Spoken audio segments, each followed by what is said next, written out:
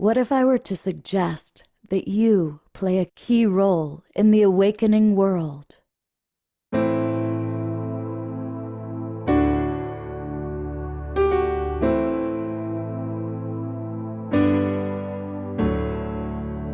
that you are watching this because you have heard the call.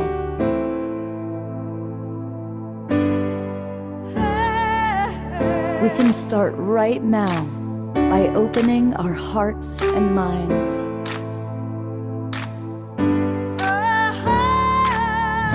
Welcome to the awakening world.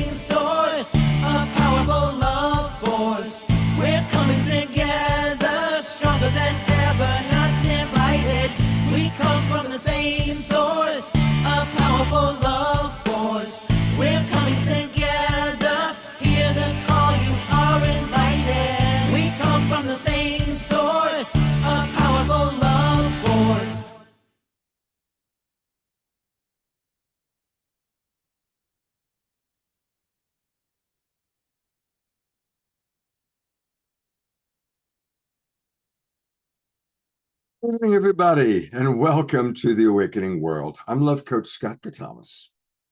The Awakening World, that's our title. And what's happening is there is a new paradigm being birthed. And, you know, birth is messy, and there's a reason they call it labor pains.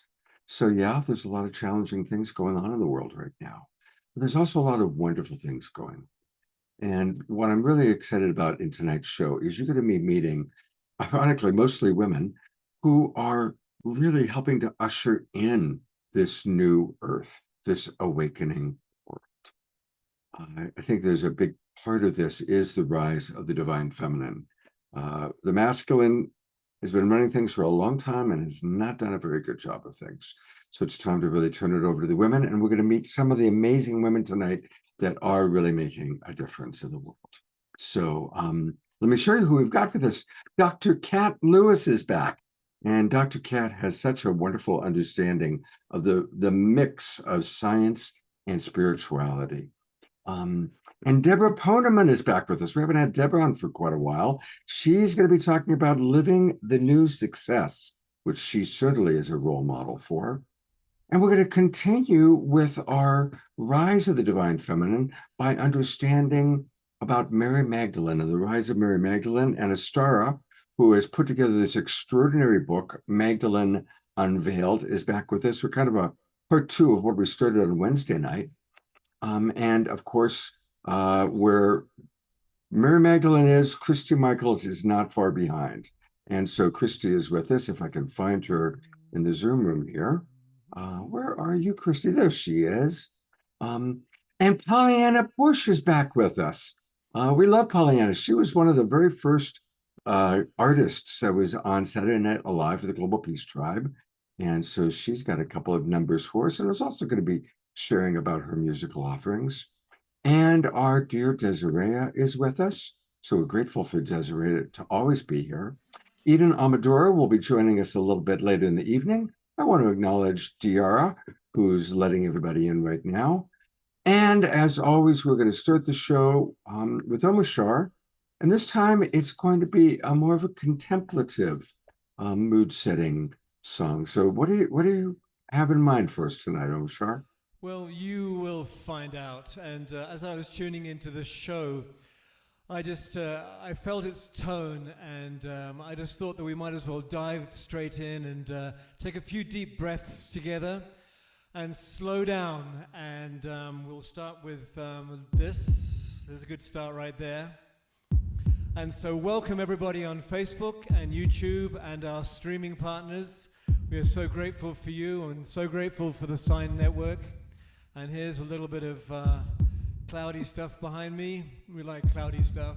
because behind the clouds, what is there?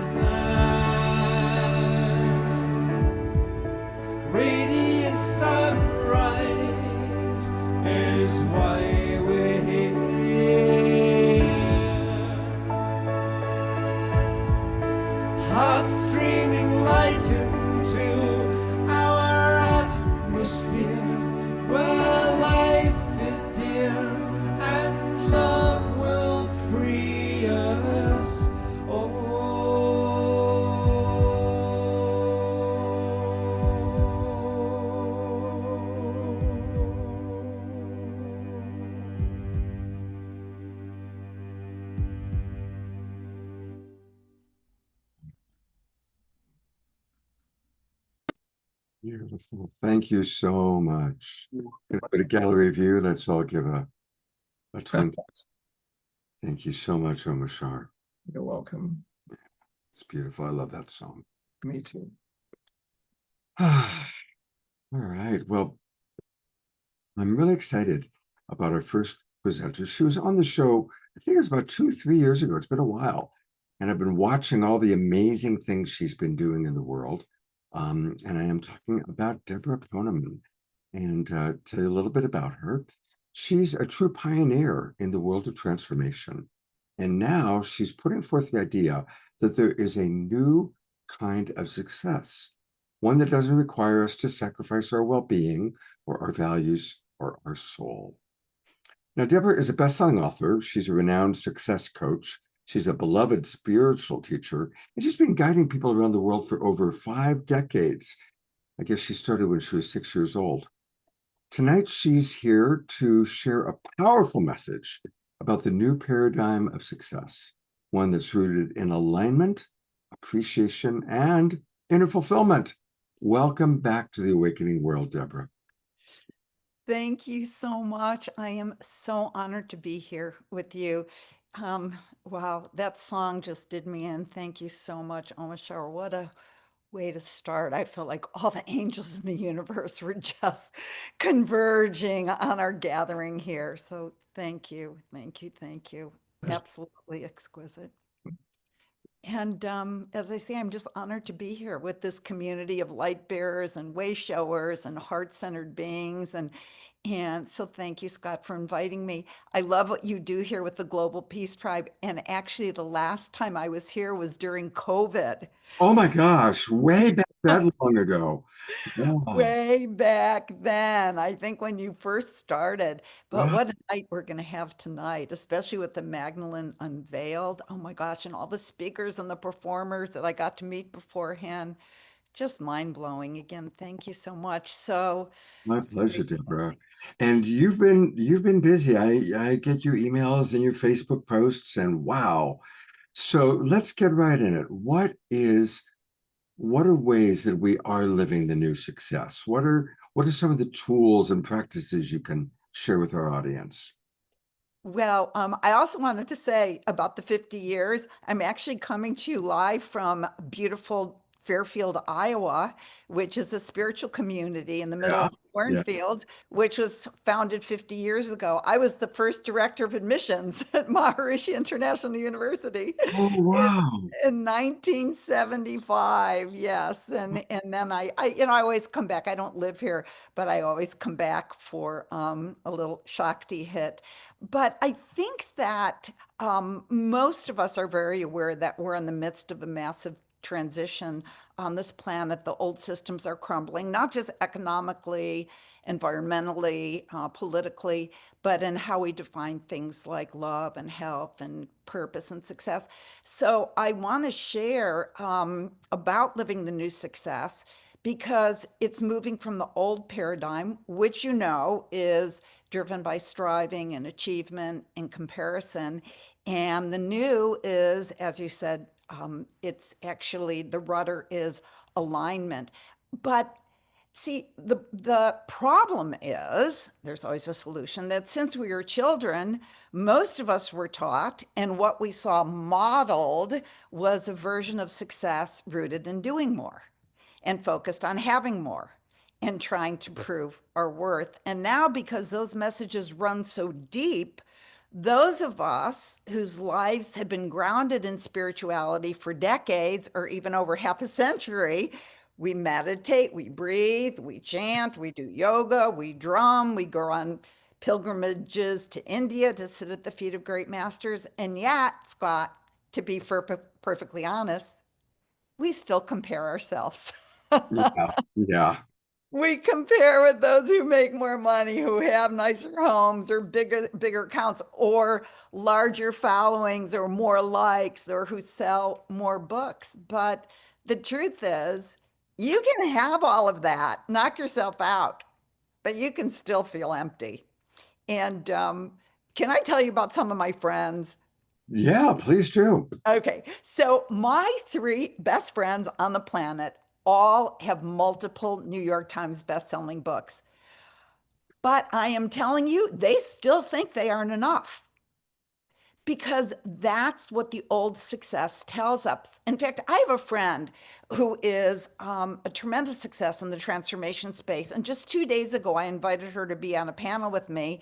I think she's actually even been with you. And I asked her to be on this panel. She says, "Oh, I'm so honored you asked me. I thought you wouldn't want a B-lister." And I'm like, B-lister, what does that even mean? The new success is not about being an A-lister or B-lister. Well, actually, maybe it is, now that I think about it. It's being an A-lister to yourself. Mhm. It's being about an A-lister to your God. And one of my favorite stories, and she tells this, so it's not like I'm betraying a confidence, is about our mutual dear friend Marcy Shimoff. Yeah. And you know, we both love Marcy to pieces. She and I founded Your Year of Miracles together. And Marcy always says that she was born not feeling good enough. And when she was 12, she saw Zig Ziglar speak and she decided she wanted to be an author rock star. And, you know, decades later, a decade and a half later, when the Chicken Soup books were very popular, it was just Chicken Soup for the Soul. And she had the idea, chicken soup for the woman's soul, chicken soup for the mother's soul, chicken soup for the nurse's soul, and that soul and the couple's soul. And so, because she had the idea, she shared it with Jack, and she wrote Chicken Soup for the Woman's Soul.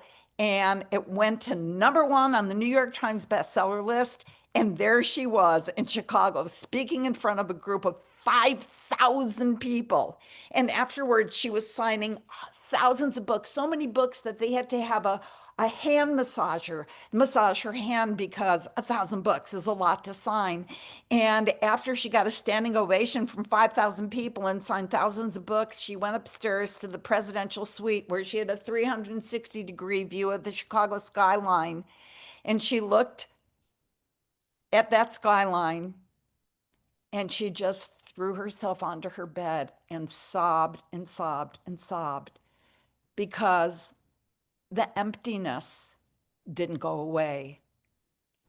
So if you think a New York Times bestselling book is going to create self-love and inner fulfillment, you're in for a rude awakening. But what everybody in this community knows is that something is changing, and we felt it. We're being invited to redefine success, not as something we chase outside ourselves because we know it doesn't work, but as something we awaken to. True success is living in alignment with your soul. It's feeling at peace with who you are. I mean, I could go on, but do you have more questions? You know, Well, you turn me on and I keep going. yeah, well, Deborah, I guess what comes up for me is what are some of your tools and practices when that competitive thought comes into your mind, when you find yourself comparing yourself? How do you manage that? And what's something that you could obviously that we can model after what you have to share? Yes. Okay. Thank you. My favorite question. First of all, the great master John Douglas says, #1, surrender to your incarnation.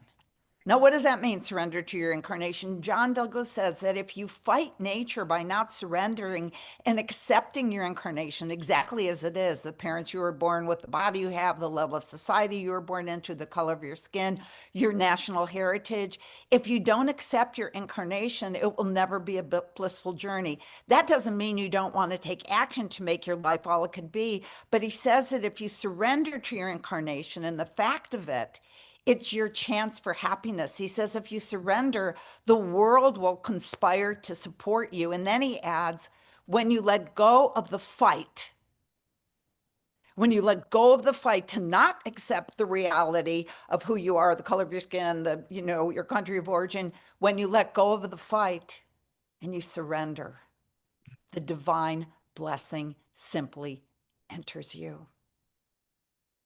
And once you really realize that we live in a benevolent universe and you wake up and you notice the utter perfection of creation, you'll know that there is a way to overcome every obstacle. You might not know how to, but the intelligence who created the universe and the obstacle in the first place does. And you will overcome it in perfect timing. I once heard somebody say, don't require the universe to move more rapidly than it is. It's actually working perfectly, and we'll prove that to you if you'll give it a chance. But that was actually kind of a digression. The new success is about looking in the mirror, loving the person looking back at you. And if you want a little exercise to do, just look in that mirror and say, I love you. I remember somebody told me to do that, and I thought, oh, that'll be easy for me. I totally love myself. And I went and I looked in the mirror, and I could not even have eye contact hardly with that person. And Mhm. it took me a long time to say, I love you, and really feel it, really remember who I am. And here's the thing. We're not in the middle of business as usual. We're living in unprecedented times. It's been a difficult last few years, last few months. Our hearts go out to the innocent people who are suffering war and starvation and the devastation of climate change and being arrested for no reason because they have the wrong ethnicity or country of origin. But sometimes we feel hopeless and we want much more for everyone. We want people to be treated with dignity and we want the hate that seems to be spreading across the globe to just somehow stop. But in spite of what we see, I'm optimistic. You know why I'm optimistic? Why? Because of gatherings like this. You want to know what to do? When two or more are gathered, I am here. When Omashar was singing, how many of you could put in the chat, how many of you just felt the angels descend upon us? So when we come together for gatherings like this, I mean, every single one of us, we are lighthouses. And yes, so Pollyanna said, I did, and I know when you sing, we're going to feel it even more. But what happens is despair does nothing. Despair keeps us inert. We become incapable of taking action. So I say, instead of spending your time putting your attention on the enormity of the problems we're facing and endlessly discussing the darkness with our friends, turn on the light. And we have to start with ourselves. That's the new success. I'm optimistic because I think when we turn on our own light, we can overcome the darkness. And when we come together, the light spreads. We're all lighthouses, and one lighthouse could bring hope and safety to thousands of ships. So put your attention on what is working in the world, and you could be a light to many. What we think about comes about. So let's start thinking and talking about what we do want and come to gatherings where we express light and love and sing about light and love. And if we reach a critical mass of positivity and light, then we will have a real reason to be optimistic. Our collective light can dispel the darkness, but not when light workers spend our time complaining and putting our attention on what's not working, right? So, many see, as you said, Scott, what's happening on our planet. It's a birth, and birth is not easy. You just said this. As a mother of two, I could tell you, and I had two of the most difficult births you can imagine. But I think that we're in the hardest part of labor, but we don't say, well, this is really hard. I'll just keep the baby inside. No, we have to keep pushing together until we give birth to a just, loving, healthy, peaceful world. And if you're feeling like, I agree, I want to play my part, here's another thing we could do. If you don't know what your part is, come to gatherings like this, watch if you're complaining or if you're putting on your attention on what's good in the world. And the other thing that you could do is turn to a resource that you seldom use, and that is your highest knowing. Because most people, when they have a question about their lives, they go outside themselves for answers. They ask their friends, they ask their mom, they ask their guru, they ask their astrologer, they ask their psychic, but they don't ask themselves. You have to ask your higher self, how can I be the best contribution to the world? And your higher self will give you the answer. People say, oh, Neil Donald Walsh got messages from God. I mean, do you think God only speaks to Neil Donald Walsh? I mean, he's a great guy. But God speaks, and that's the God of your understanding, to all of us at every moment. But Neil sat down and wrote out the answer at his typewriter. So if you're feeling despair and you don't know how to contribute at this time or what direction to take in your life, sit down at your keyboard. As a matter of fact, let's do it right now. Write down the question. How can I fulfill my reason for being here? Write it down. How can I fulfill my reason for being here and be of real service to the planet? How can I fulfill my reason for being here and be of real service to the planet? Somebody could write that in the chat. So write that down and then close your eyes. Close your eyes. All right, so let's have a good, let's take a minute. I'm going to count it. Let's have a minute of silence Silence. to really allow that question to be answered for each person. Yes, inside. How can I fulfill my reason for being here and be of real service to the planet? Put that question in your heart.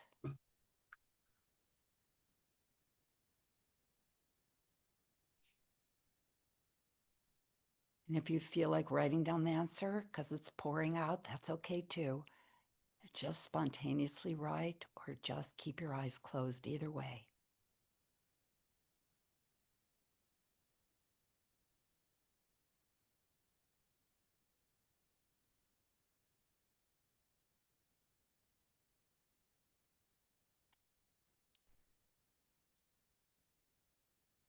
Yes, and now write your answer And in the chat.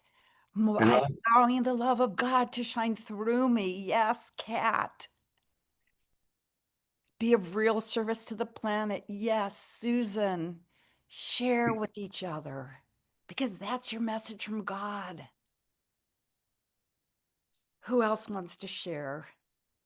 we'll take a look as it comes in. And Deborah, what came up for you right now? And when did you get a response? I always get the same response, and I'll tell you what it is.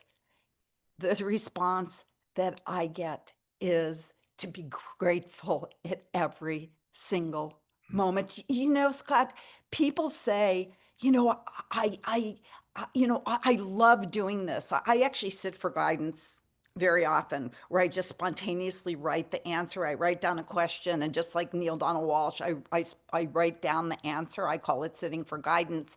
But, you know, people say, well, I pray, you know, I pray for climate change to get under control. I pray that our leaders will act from a place of love and kindness. And prayer is good too. But one of my favorite quotes from the New Testament is faith without action is worthless. So whatever you got, now what we have to do, we got our answer. And now we have to act on it. I mean, when someone's house is burning down, you could pray for their hearts to be at peace with their loss when it's burning, but you don't just stand there and hold hands and sing kumbaya. You Sure. call the fire department, you get the people out, you save the dog, you put blankets around the shoulders of the shivering. You have to take action. And right now, the house is on fire. Yeah. And so, what we have to do, whatever answer came to you in the sacred space, beautiful that you got the answer, and now take action. And you know the benefit of taking action? Not only do you help the people whose house is burning, and like I say, the house is burning, but you feel good about yourself. A lot of people are in despair right now. And if you want to get out of that despair, if you want to get out of that depression, there's nothing that will pull you out of hopelessness more than contribution. You know, in the Torah, which contains the first 5 books of the Hebrew Bible, it said that the most powerful prayers are those prayers that we pray for others. Yeah. And it's the first secret to living the new success. It's contribution. When you contribute, it's been scientifically proven that it increases oxytocin, the feel good hormone. So you spread that good feeling, and then it ripples out into the planet instead of rippling out hopelessness. You volunteer, you do a round of act of kindness, you join a prayer circle, you drive your elderly neighbor to a doctor appointment, you bring hot meals to people living in tents in the middle of winter, or even donating to a charity that's helping refugees. It makes you happier. It increases your self love. It makes you feel successful. Write in the chat if when you do a random act of kindness, be honest, you feel really good about yourself. Absolutely. Deborah, I want to take a moment to read some of the responses that had come in so we can include our audience. Pam wrote, and so this is the question that we asked, keeping an open heart to allow in more love. Dr. Laura wrote, I got sing and help others heal. Mm. Pollyanna I love this one. I love all of them. Pollyanna wrote, be the love song, the song nerd, singing my love songs to the world. Songbird. And Songbird. Not Songbird. That was a typo. Well, I thought, listen, I'm a relationship nerd, I so could be a nerd too, a song nerd. no, we love nerds. We love nerds. DR wrote, sing, pray, love. And continuing on, Mara wrote, love and compassion. Bridget wrote, whenever I ask myself questions like that, it seems like the message I get is that by sharing what I'm going through, there are also other people having similar problems, and that could be helpful for everyone. Thank you, Bridget. It's very vulnerable and right on. Jerry Anderson, our wild monk from the Mystic Monastery, writes, my father, meaning this one, always said, you have to put legs on your prayers. That's a good way of acknowledging what you were talking about, Deborah. Shoshana writes, sing at gatherings, and surprisingly political gatherings, about sustainability and dreaming into the new earth. Scotty wrote, Scotty Satori is going to still be beaming people up, and Scotty is beaming himself up. And Bindi writes, yes, contribution, so true. Adora writes, dancing for joy. Roger Tellefson writes, be the light that you are. Send your love outward, far and wide. Your energy lifts the collective. And that was actually his wife, Bonnie, who wrote that. Beatrice writes, be the joy that I desire for all that I meet. Julia writes, I'm here to show as humans we can live a long and fulfilled life. I'm living to be 120. I'm currently 80.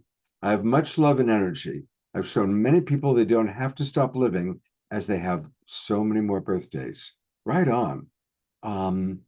Julia, I'm going to get to the other comments in a moment, Deborah, but a long time ago, I had a very good psychic tell me, Scott, you're going to live to be 120. I was like, what? He said, I know, but by the time you're at that age, it'll be common that people are living to that age. So I had that in my consciousness as well. Dr. Kat, who we're going to hear from next, writes, our heart energy is the fountain of youth. Right on. I actually want people to do one more exercise before my time is up, because it just made me think of something else we have to do, but you can keep going. Yeah, I want to finish these and then you'll have time to do your exercise, I promise. Okay. Karen S., who's been with us, Deborah, since the very beginning, wrote, as my minister here in Atlanta used to say, you have to pray and move your feet. Susan Sabbath, we have many Susans, writes, love, peace, gratitude, compassion, be present. Yes, and random acts of kindness feel so good. Keep helping people express their souls through writing. And Omar Shah wrote, serving one another is the greatest heart opener and leaves one with a deeper sense of purpose. And DR writes, I could feel the field rising with each entry being read.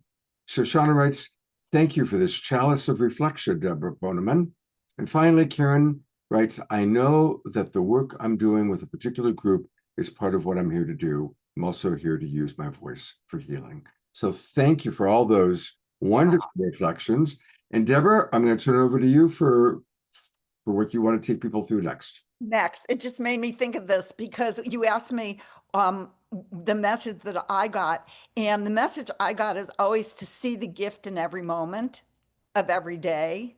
Think about that.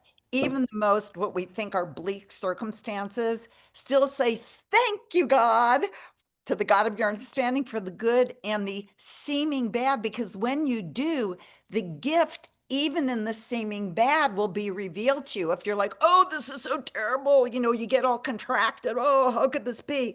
But if you say, thank you, God, the gift will be revealed to you. And there's always a gift. And write in the chat, yes, if in your life you have the experience of what looked like the worst thing turned out to be a gift, because I know I'm going to write yes right now, because that happened to me more than one time, divorce and this and this and this.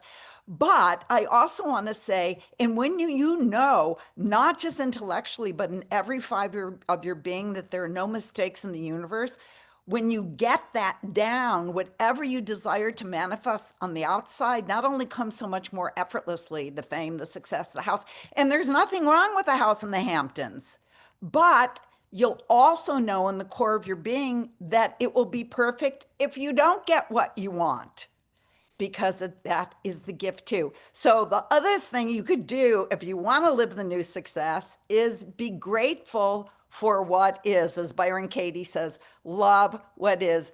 Gratitude is powerful. So throughout the day, I always remember to give thanks, not just for the big things, but if we could just stop and take a moment to realize that the poorest person listening to us right now on a smartphone or a tablet or a computer who had a meal today and has a roof over your head is better off than about 75% of the people in the world.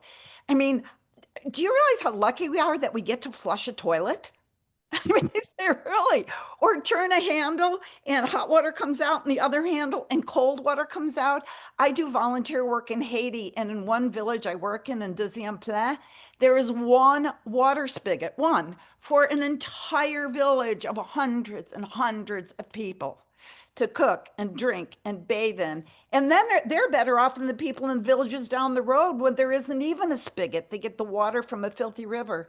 So give thanks when you click a button on your wall and you have cool air in the summer and heat in the winter, right? So what I would like people to do right now is to just give thanks. Write down the things in the chat that you are so grateful for, because we will even lift this vibration higher than it is already, for the trees, for the flowers. People in, the desert in Africa, they can't look out and see trees and flowers and pick up their water bottle and drink water. So, right, thank you for air conditioning.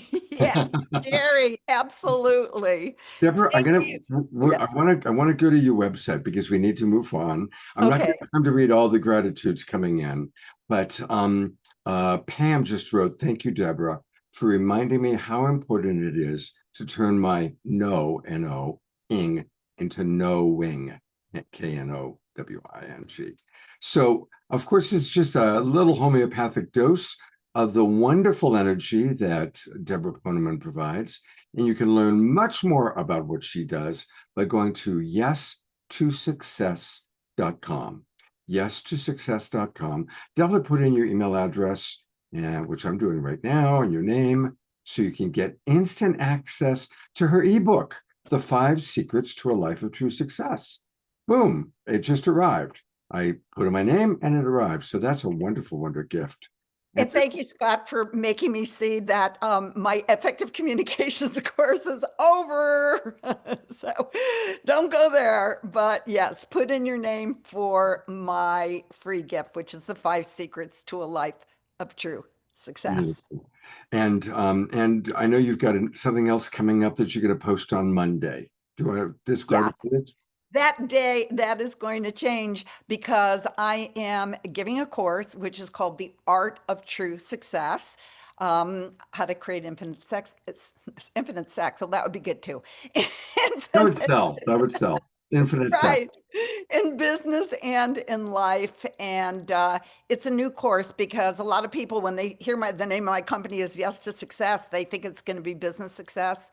And it is, but it's enlightened business and also just how to create your ultimate life. This is just the tippity tip of the iceberg. But if you download my ebook, then I'll send you the information about the course that's coming up, or it will be up on Monday. Great. Deborah, thank you so much. I know you're on the East Coast. You're in Fairfield right now. Right. So, but I think you have a dinner plan or something. So thank you for being with us and kicking our show off to a wonderful start. And we're not going to wait 4 years for the next time for you to come back. Okay? Please don't. I love what you create, and I'm I'm wound up because the energy is so beautiful. Meeting the speakers and the singers, and I am going to stay for a while. Great. Okay, good. I have a while. I don't want to. Well, you're in for a treat, because Pollyanna Bush is next. And we love Pollyanna. She, was one of our original artists.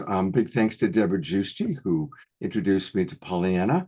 And Pollyanna, what do what do you have to say? I mean, I've gotten to know you fairly well, and you're very connected to Joe Dispenza and kind of the new reality.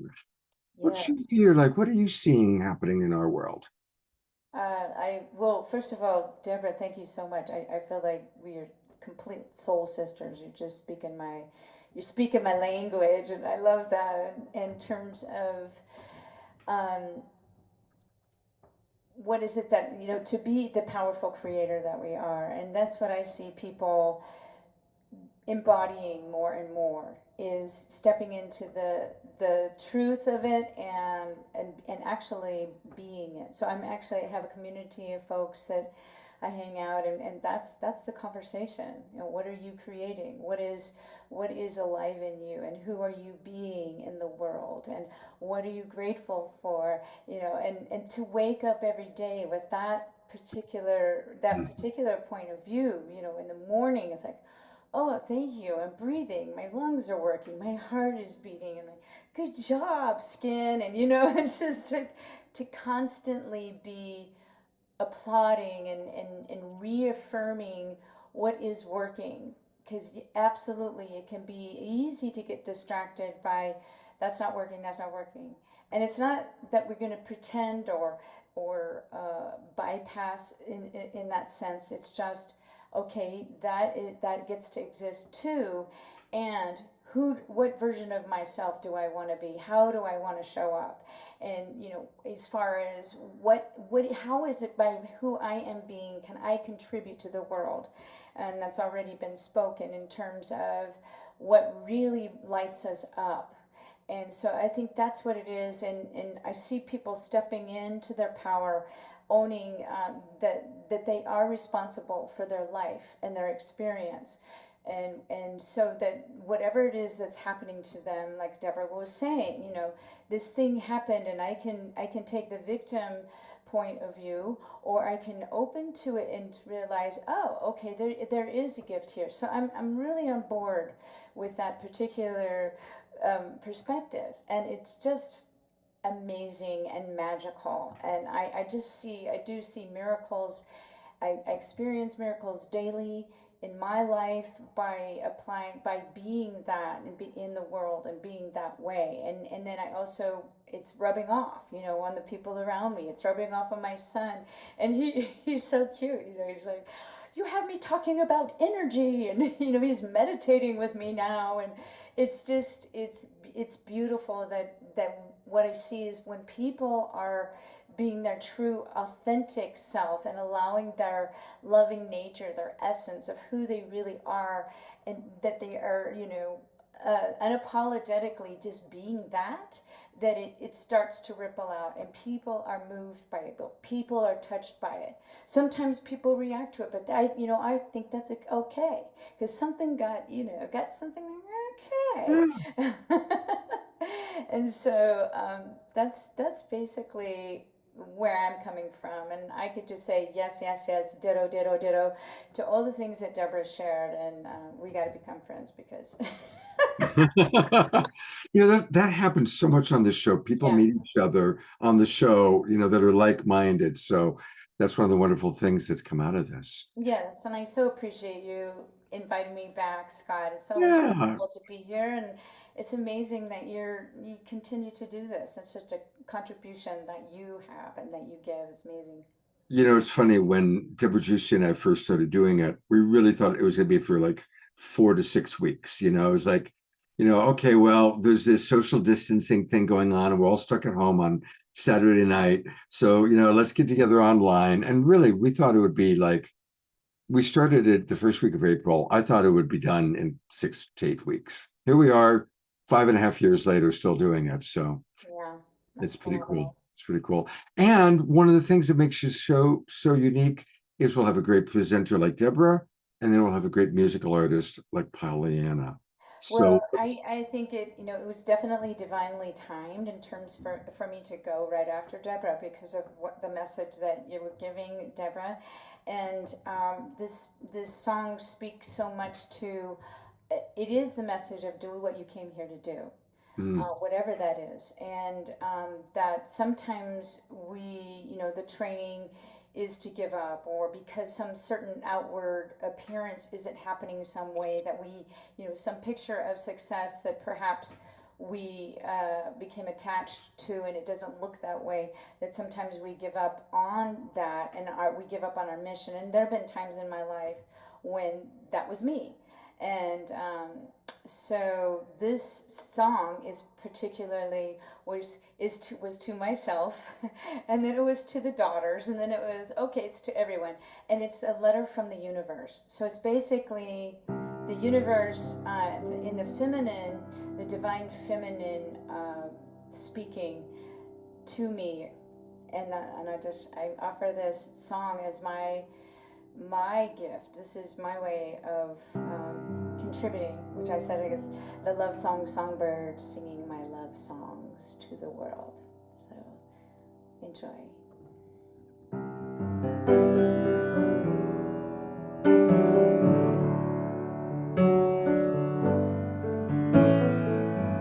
I got a letter from the universe today.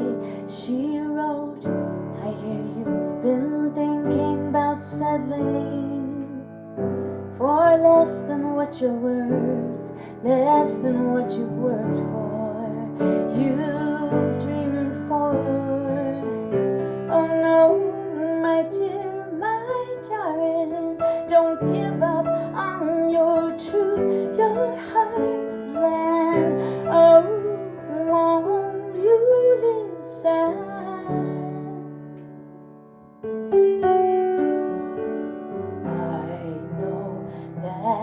You need to feel more support from me, so let your tears fall. Come, sit with me for a while and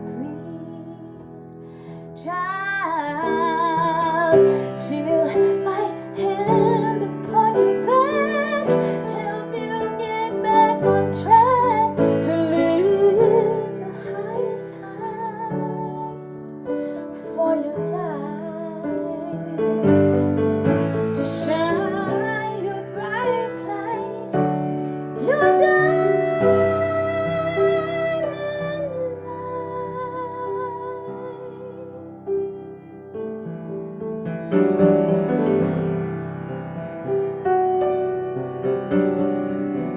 I got a letter from the universe today. She wrote, I hear you've been doubting and forgetting the magic of your soul, the beauty of your flow, these things you need to know. Oh, my dear, my darling, don't give up on your gifts, your blessings. Oh, while you listen,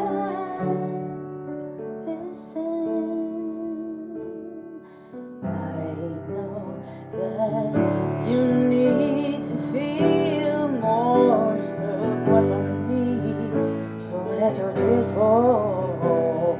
Come, sit with me for a while and breathe. Child, feel my hand upon your back, help you get back on track, to live the highest height for your life,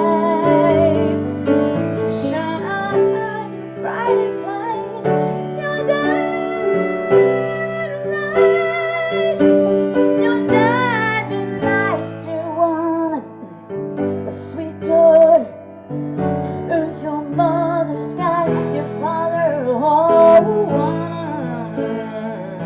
precious daughter, the world needs your strength, your lasting power,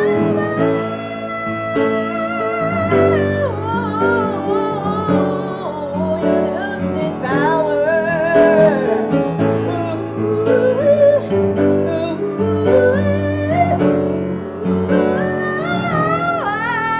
Nothing less from you, no holding back from you. You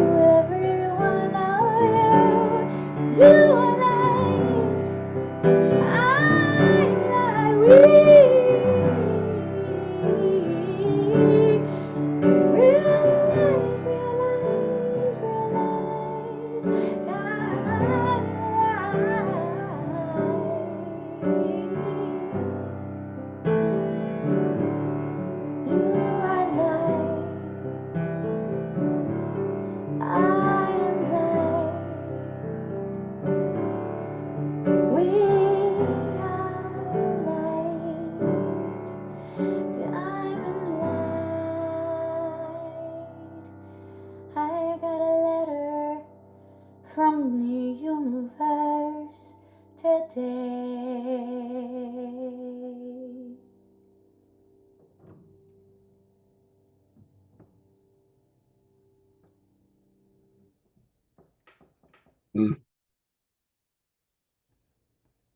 Pollyanna, there's so many comments coming in. Tia Therese writes, oh my God, I remember how your voice sends me. Pollyanna, you are a universal love. DR writes, soul song. Stara writes, amazingly beautiful, Pollyanna. DR writes, chills. Sylvia writes, you are soul sister. More comments coming in. People are just really, really enjoying what you shared. Thank you. Yeah. Thank you. I feel you all. I feel you.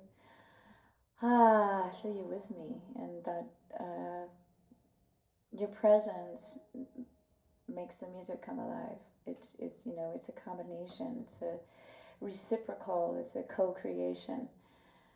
So these songs come alive when you receive and you let your heart drink it in. Thank you. Thank you so much. I want to point out a couple of things. Pollyanna is going to be back with a special song to kick off kind of our Mary Magdalene part of the show. But for all of our friends in the Bay Area, you can see her live. Now, it is the same night that we do a Saturday Night Alive, but you are all, I will grant you a dispensation. You can watch the recording. Go see her live in Berkeley. Saturday night, August 16th. So that'll be 3 weeks from tonight, I believe. That's going to be amazing. Anything you want to share with us about that particular event, Paul? It's a very special hybrid of the parts of me that I have the singer-songwriter part of me that is very alive, and I love to share my songs. And in fact, this song that I just did, I have these added sections, these codas at the ends of my song where I invite people to sing with me and in harmony. And the singers that are on this gig are just phenomenal singers. And like Dave Worm, he's been singing with Bobby McFerrin and still does for forever. And so we create this orchestra of voices. It's voicestra. It's voice orchestra. And so I'm putting together my love of singer-songwriter me, performer me, and a facilitator me, circle song facilitator, and also speaking to folks in terms of inviting them. It's like what we're doing here, right? Where we're inviting folks to not just be, observers of something. We're asking people to participate and to ask the questions and to inquire. So it's a very alive and beautiful co-creation and experience song called Song Medicine. So please, if you're in the Bay Area, come. I'd love to see you in person. And I'm excited about this new version of myself. It sounds wonderful. Sounds wonderful. And you make sure you read all the beautiful comments that have come in. I'm going to. Thank you so much, everybody. Thank you for listening, and thank you, Scott. And we'll see you in about 45 minutes. Okay, wonderful. Well, I'm really excited about our next presenter. She's somebody that I think really does a beautiful job of bringing together these two worlds that for so long were at opposite ends of the extreme or the poles, and now they're coming together. And I'm talking about science and spirituality. Our next guest is Dr. Kat Lewis. I've been so impressed with what Kat does, how she shares. And so when we were putting together this show with the theme of kind of the new paradigm, what's the new paradigm look like? Well, Kat, you are an example of the new paradigm that you're really bringing together science and spirituality. So welcome back to the Awakening World. Thank you. It's fun to be here. I love the music Yeah. and hearing about everyone. So what's the new reality mean to you? What are you experiencing? What are you learning? What do you want to share tonight? Well, I have a presentation if I can share it, because I think with these new understandings, it helps to have a visual. And can I share my desktop? You may. Okay. Let's see. Okay. Whoops. Okay. So I think this new paradigm, this new earth, will be us understanding our true nature and the true nature of reality. And I call that Homo Spiritus. I've heard people say Homo Galacticus or Homo Universalis. And what it is essentially is we won't be identifying as the body so much anymore. We'll start to understand ourselves as this field of energy that we're surrounded by. And as we do that, as we start to know ourselves as what we actually are, then we'll experience more light in the body. I put this quote up here by Thomas Campbell, who's the author of My Big Toe, My Big Theory of Everything. And he wrote, and understanding quantum physics has been too far out of the box for us to recognize a solution for almost 100 years. The solution will be both simple and sound completely bizarre. If it didn't sound bizarre, it couldn't possibly be the correct solution. And that's really what the unification of the two fields of physics is really showing us, something that seems really bizarre, and that we are not the body. We are a field. We are a body of consciousness holding the dream of life within us, and we are affecting the field. We are affecting what we experience as the material reality.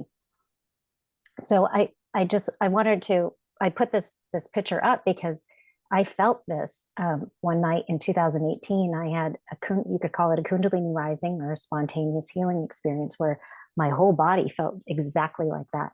I was just going to rest next down to read a book by my daughter. And as I was sitting down, all of a sudden I felt weightless. And then I won't go through all the details because I've already shared it here one other time on the show. But what happened was I felt at one with the room. My whole body felt like the space. I stood up, I looked at my arms, and my arms felt completely at one with the space. My whole body felt weightless. And I didn't understand what was happening. Everything in my daughter's room looked like light. So all the material objects was like light suspended in space. I could see that it wasn't as material as we normally experience matter. It's light. Matter is actually light. And so because I didn't understand what was happening, I walked down the hall and I told my partner to call 911. Thank God he didn't, because it probably would have been a completely different night had he done so. But I won't go into all the details. But at one point, this energy just shot out of my chest, and my whole body then just felt like that, just like light. And I was just flinging my arms and my legs all over the place. It was like if you took a Raggedy Ann doll and just shook her. Like there was no resistance in my body, because when we're light, when we feel like the light of the sun, every particle of your being, the blood, the bones, the tendons, there's no resistance. You can do anything. So my arms were going everywhere. I could swing my legs like literally right in front of my face. And I was like, oh my God, is this how we're supposed to feel? And it was pure ecstatic joy, pure ecstatic bliss. And I had no idea why that happened. And the rest of the night, my brain just buzzed. It was just buzzing front to back. All this energy was moving around my brain. I couldn't sleep. And after that, the universe felt alive. Everything became alive. Everything was bouncing. Everything was breathing, so that like the trees were breathing, the sidewalks were bouncing. Even this seemingly empty space, the air, this space that seems empty, I could feel waves of energy in it. And I used to tell my friends, I felt like it was I feel like I'm in an ocean, but there's no water. So I could just feel these waves of energy. And I didn't understand it, and no one could tell me. No one could tell me what it was. I was asking, spiritual gurus, and I would bought a book on Kundalini, Kundalini rising or a Kundalini awakening, and it was all really theoretical. No one was discussing like how it felt, what it is, and but after that, my experience of reality changed. I felt like everything. I was in a dream. I felt how etheric the universe actually is. But I wanted to explain it. I didn't know what happened. I wanted to explain it. So that's when 3 years later, I read Autobiography of a Yogi by Paramahansa Yogananda, and he had a very similar experience. And so he said he was in his room finishing this book that he was working on. He says, my room was dimly lit by two shaded lamps. Lifting my gaze, I noticed that the ceiling was dotted with small mustard-colored light, scintillating and quivering with a radium-like luster. Myriads of penciled rays, like sheets of rain, gathered into a transparent shaft and poured silently upon me. At once, my physical body lost its grossness and became metamorphosed into astral texture. I felt a floating sensation as barely touching the bed. The weightless body shifted slightly and alternately to left and right. I looked around the room. The furniture and walls were as usual. So for him, everything was usual in the room except for the ceiling. He said, but the little mass of light had so multiplied that the ceiling was invisible. So the ceilings matter, right? But it became like light to him. I was wonderstruck, he said. And then he heard this voice say, this is the cosmic motion picture mechanism. A voice spoke as from within the light, shedding its beam of light, of white screen, shedding its beam on the white screen of your bed sheets. It is producing the picture of your body. Behold, your form is nothing but light. And then he said he gazed at his arms. And that's exactly what I did. So I got a kick out of this when I read it. He said, I gazed at my arms and moved them back and forth, yet could not feel their weight. And that's what I did. I held them up, I looked at them, but they felt completely at one with the space. An ecstatic joy overwhelmed me, this cosmic stem of light blossoming as my body seemed a divine replica of the light beams streaming out of the projection booth in a cinema house and manifesting as a picture on the screen. And that's what I used to tell my friends too. Before I read this, I said, it was like, when you're in the movie theater and you look up above your head and you see the projector light shining through the film, and if you looked above your head, all the the light would be suspended in space of what was on the film strip right before it hit the screen. And that's what I said. My daughter's room, everything looked like light. So he said, my realization deepened. The essence of objects is light, and that's what our science is telling us too. So I wanted to understand this, and I wanted to be able to explain it to people in a way that made sense. And so basically that experience, without me really knowing, it launched me into the greatest inquiry of my life. And this became my purpose.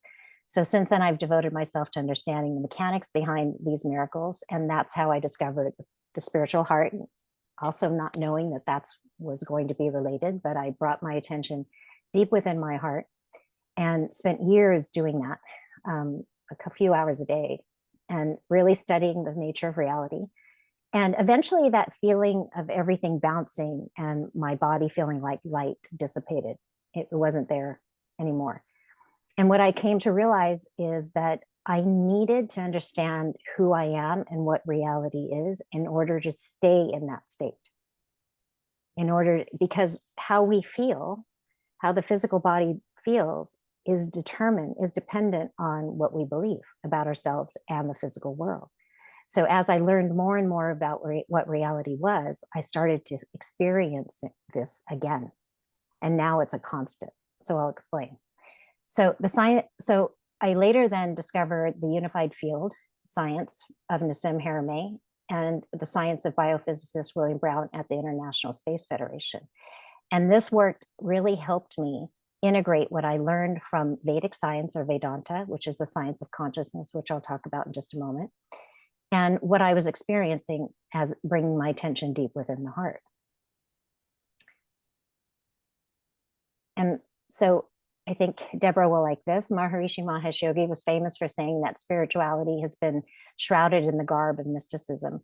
And I love this because that's what I want to do, is unshroud the garb of mysticism, right? If we can explain this, we can explain our experience in reality as, we can explain it using science. So it becomes less woo-woo. We can start to really understand what's happening. So we've basically been misunderstanding reality. And people like to say, oh, we were lied to, but if I don't look at it that way. I look at it as they didn't know. Because believe me, if people really understood what this reality is, they would not lie. So we've been misunderstanding reality. This is one of the biggest misunderstandings in spirituality, is the belief that the physical world is mundane and separate from the spiritual. But this physical world that we experience is really light. It's really the spiritual made manifest. It's just a slightly lower vibration. And when we start to understand who we are and what reality actually is, that raises out not only the vibration within the physical body, but outside too. So that's when everything starts to feel more etheric, more like a dream. So we were taught that God was somewhere out there. We didn't realize it's right here, right now. It's actually what's creating us. This energy, we have to re-understand what the word God means, or what source is, right? So we were taught that source was out there somewhere, but no, it's actually here, right here, this empty, seemingly empty space that we exist in, that is creating the physical body, is source, is God. So and the science is showing us that. So science isn't replacing spirituality, it's revealing it. So this, what I'm going to present, is a combination of science of consciousness, what the masters, specifically the life and teachings of the masters of the Far East, these are great books. It's a 6-volume set that was written in the late 1800s, or written in the early 1900s, about an expedition that was done in the late 1800s about these scientists that went to study the masters in the Far East. So people who were living for hundreds of years, people who could walk on water, people who could manifest food right in front of them instantly. They were in the Himalayas, and it was 40 degrees below zero, and there was no source of heat, but there was heat. There was no source of light, but there was light. So it was about their experience with them and what their teachings are. And their teachings are really in alignment with what Unified Physics by Nassim Haramein is showing us. And so in the book, it says, science becomes the golden thread upon which the pearls are strung, talking about a time when we'd start to really understand what reality is, that we are in the mind of the universe, and it is creating us in every moment, and we can actually have a relationship with it. So it's not just some esoteric idea and something you have to experience, you get to experience when you leave here. No, you can experience it now. And I think that's what the new earth is going to be about. Okay.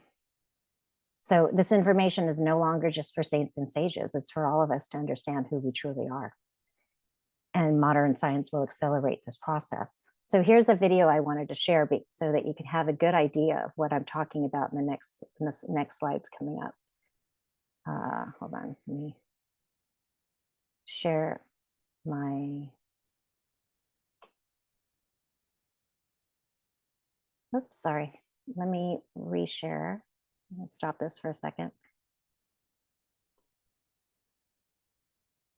Okay. It's not too hard. People are asking for you to show the book again. Oh, okay. You can go ahead and show the video now, but just sometime before you're done, okay, I can show the book again, please. The space between you and I, and the space between everything, appears to be empty. We call it empty space. Okay, so this is Nassim Haramein at the International Space Federation. The space between you and I, and the space between everything, appears to be empty. We call it empty space commonly, but it's not. Space-time, at a very specific scale of the Planck length, is quantized with spherical units of Planck oscillators, billions of times smaller than the atom. You can think of it as like a fluid that permeates all space.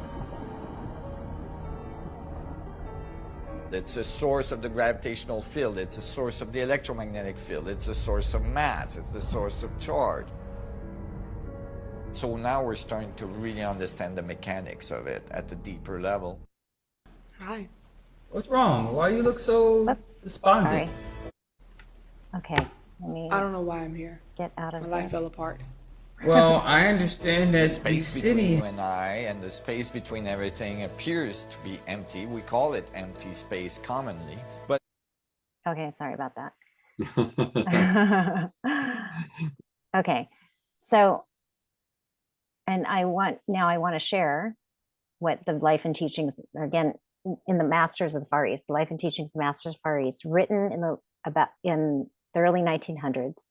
This is what they say: the vast sea of God's creative, unlimited, moving space is crystal clear. Yet it is completely full of vibrating, emanating energy, and that emanating energy is known as substance, in which all substance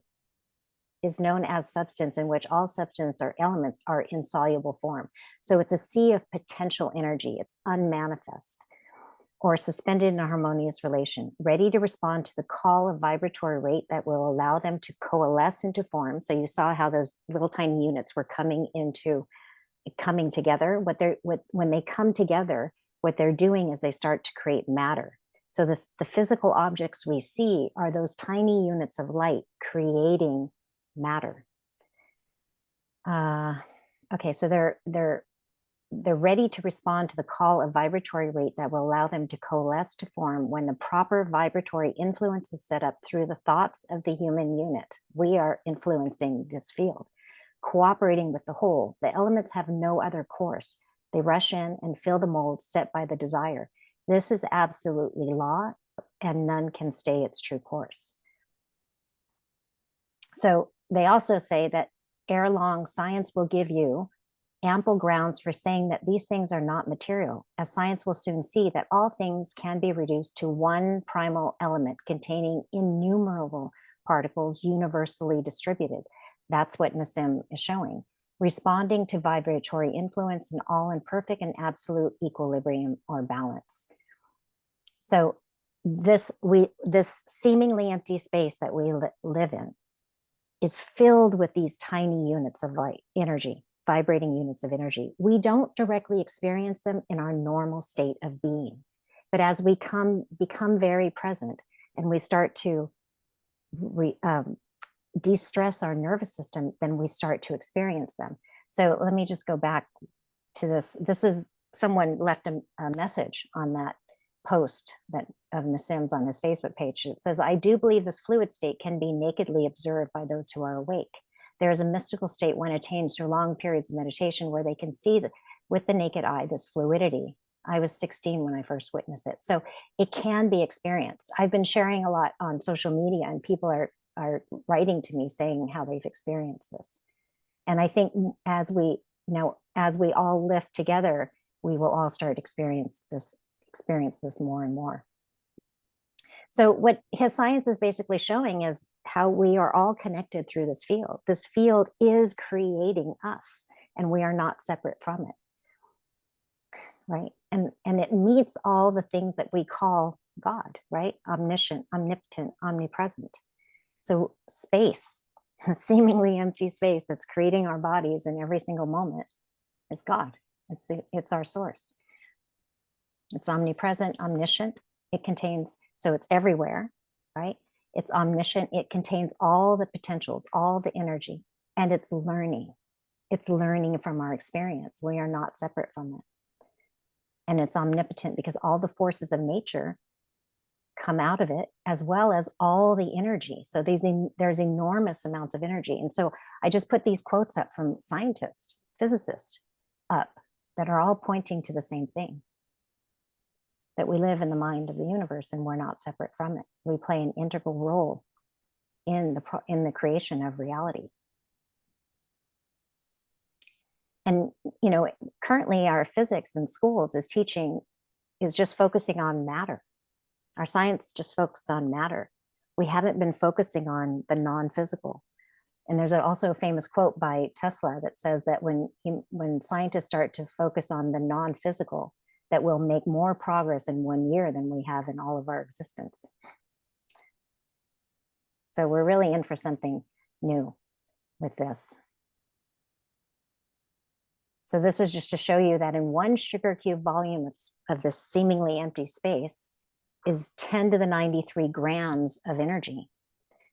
That's a 10 with 93 zeros behind it. That's enormous. It's billions, trillions, and trillions and trillions. And so when you start taking your attention within you, you start getting access to that energy. And that energy is also information. And because it is a mind, it will start educating you. You'll start to see things differently. So the physical world is spirit made manifest for our evolution and joy, if only we would see it that way. And when we start paying attention to it, it becomes alive. So that's what happened to me. It went away for a while. I couldn't feel it. But then as I started going deep within my heart and also igniting, like actively trying to activate that light within me, I started feeling it all the time. So I just wanted to, how much time do I have, Scott? Yeah, I'll have to, like about 5 to 7 more minutes. Okay, well, okay, so I'll try to go through these really fast. I just wanted to talk about the process of awakening, because there really actually is a science to awakening to this truth. Okay, so we think we're this, the small human being in this infinite world, but we're actually this. We're the universe manifesting as this physical body into its own creation. And we don't need to die in order to experience ourselves as this. We just need to open our awareness, become aware of more of who we are, stop identifying with the physical body, and become more aware of what we actually are. Okay. So we're really going through an extraordinary time where we're realizing the deep meaning of what it is that we're experiencing. What is this empty space? What is this physical body? Why do I experience disease in the body? Why do we age? Why do we struggle? So we're learning what matter is and how the non-physical is creating the material. And so what if we aren't here to escape the physical? Like a lot of people say, they think ascension is leaving here, but it's not. Ascension is being more here. And as we become more aware of what's here, then we allow more energy in and through, and that's how we ascend. We don't ascend by escaping reality. We have to love reality in order to ascend. We have to love being here in order to ascend. So in the life and teachings of the Masters of Far East, it says the divine science of your being is to realize you are God. So we've just, a lot of people I know, there is someone here that's in my life and teachings class, Dia, who used to have a hard time saying God. And because of the work that are learning more and more, she doesn't have that problem anymore. Right. So religion has done a number on the word God and made us not want to use the word, but it truly is a powerful word. So what Vedanta is, it's a science of consciousness. And what it does is, so James Schwartz says, he wrote this book called How to Attain Enlightenment. He says, Vedanta is the knowledge that ends the search for knowledge. Because when you understand this foundation of reality, the true structure of reality, and that you are this and not this physical body, then it's like waking up from a dream, right? If we don't understand this fundamental level of reality, that we are this and not the physical body, then it's like being in this perpetual dream. We don't understand that we're in a dream. So we don't really understand who and what we are, right? So what the purpose of Vedanta is to reveal to us our true identity and the true nature of reality. And Vedanta and our physics, specifically that of Nassim Haramein, is showing us that there is this fundamental reality, the unified field. It's a field of consciousness, and we are not separate from it. And it is what is then manifesting space and time, just like when we have a dream at night. When we have a dream at night, that whole dream reality is occurring inside our consciousness. And the more and more we start to understand this, we can start to experience it. So it's important because we think we're this self, this limited self, but we're really this. And as this, we're whole, we're complete, we're eternal, we're unaffected, we're always present, we're blissful, and we're powerful creators. But if we don't know that, then we feel limited and small. We feel separate from everyone and everything. We think we die. and therefore the body does die. But the body is just this energy made manifest. And if we don't know that this energy is the source of the physical body and within, right? So you saw those vibrating units of light. That light is within every single subatomic particle within your body. And you can activate it by putting your attention on it. So when we don't know that it's there, then the body just deteriorates. It dies. But when we start to shift our identity to understand ourselves as this light, we don't have to age. Okay, so I'm going to, because of time, I'm going to skip through a lot of these slides. But there is this process of awakening that I want to get to here.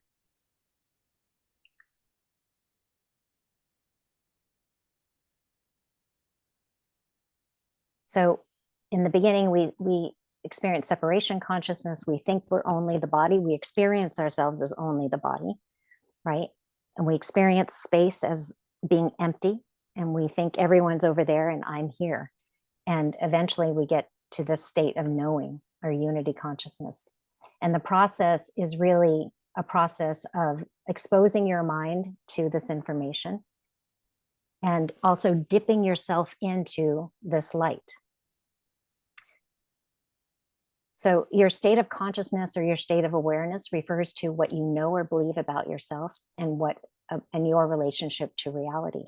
So when you don't know, so this is the 7 levels of awareness, or the 7 stages of consciousness, which was delineated by Maharishi Mahesh Yogi. And and also in Vedanta, in the science of consciousness, Vedanta. So there are basically 7 levels of human consciousness, 7 normal states of human consciousness. These are normal states, okay? Meaning they're available to everybody. So we have waking, dreaming, and sleeping. And this is what most people understand. Most people don't know more than waking, dreaming, or sleeping. But then as you start to meditate and bring your awareness down and out into the field of energy that you experience around you, well, it might just feel like empty space at first. You transcend this. You transcend your mind, the emotions, and the physical reality and the physical body. So that's a transcendent state of consciousness. So you just merge it's like you merge back into the ocean of consciousness that we exist in. And then as you start to experience that more and more, then the qualities of this, look at that, like blissful, whole, complete love, right? And the more you dip yourself into it consciously every single day, the more those qualities start to express through you, right? So you start to experience yourself more like this, even while you're awake throughout your day. And over time, your nervous system starts to really relax. And when your nervous system starts to really relax, you start to experience more of the energy that's already here. It's already here. There's enormous amounts of energy here. But in our normal waking state, we don't experience it if we're not paying attention to it. So the nervous system has to relax. And so over time, you start to experience more of this energy. And then you progress onto these higher states of cosmic consciousness, God consciousness, and unity consciousness, which I don't have time to go into. But unity consciousness would be like experiencing yourself as everything, sort of like what happened to me that night, where I was able to experience myself as everything in the room. I was one, completely at one with everything in the room. Everything was happening inside of me. I was the field of consciousness where all the forms were appearing. Okay, so I know that we're running out of time, so I won't go into more of that. But I think this will really change the way, when we start connecting more to our hearts and start moving from thinking to being, feeling this field of energy, knowing it's creating us in every single moment, more and more of those qualities will start expressing through us. And so our vitality will increase, our intelligence will increase, we won't do any harm. So wars will go away.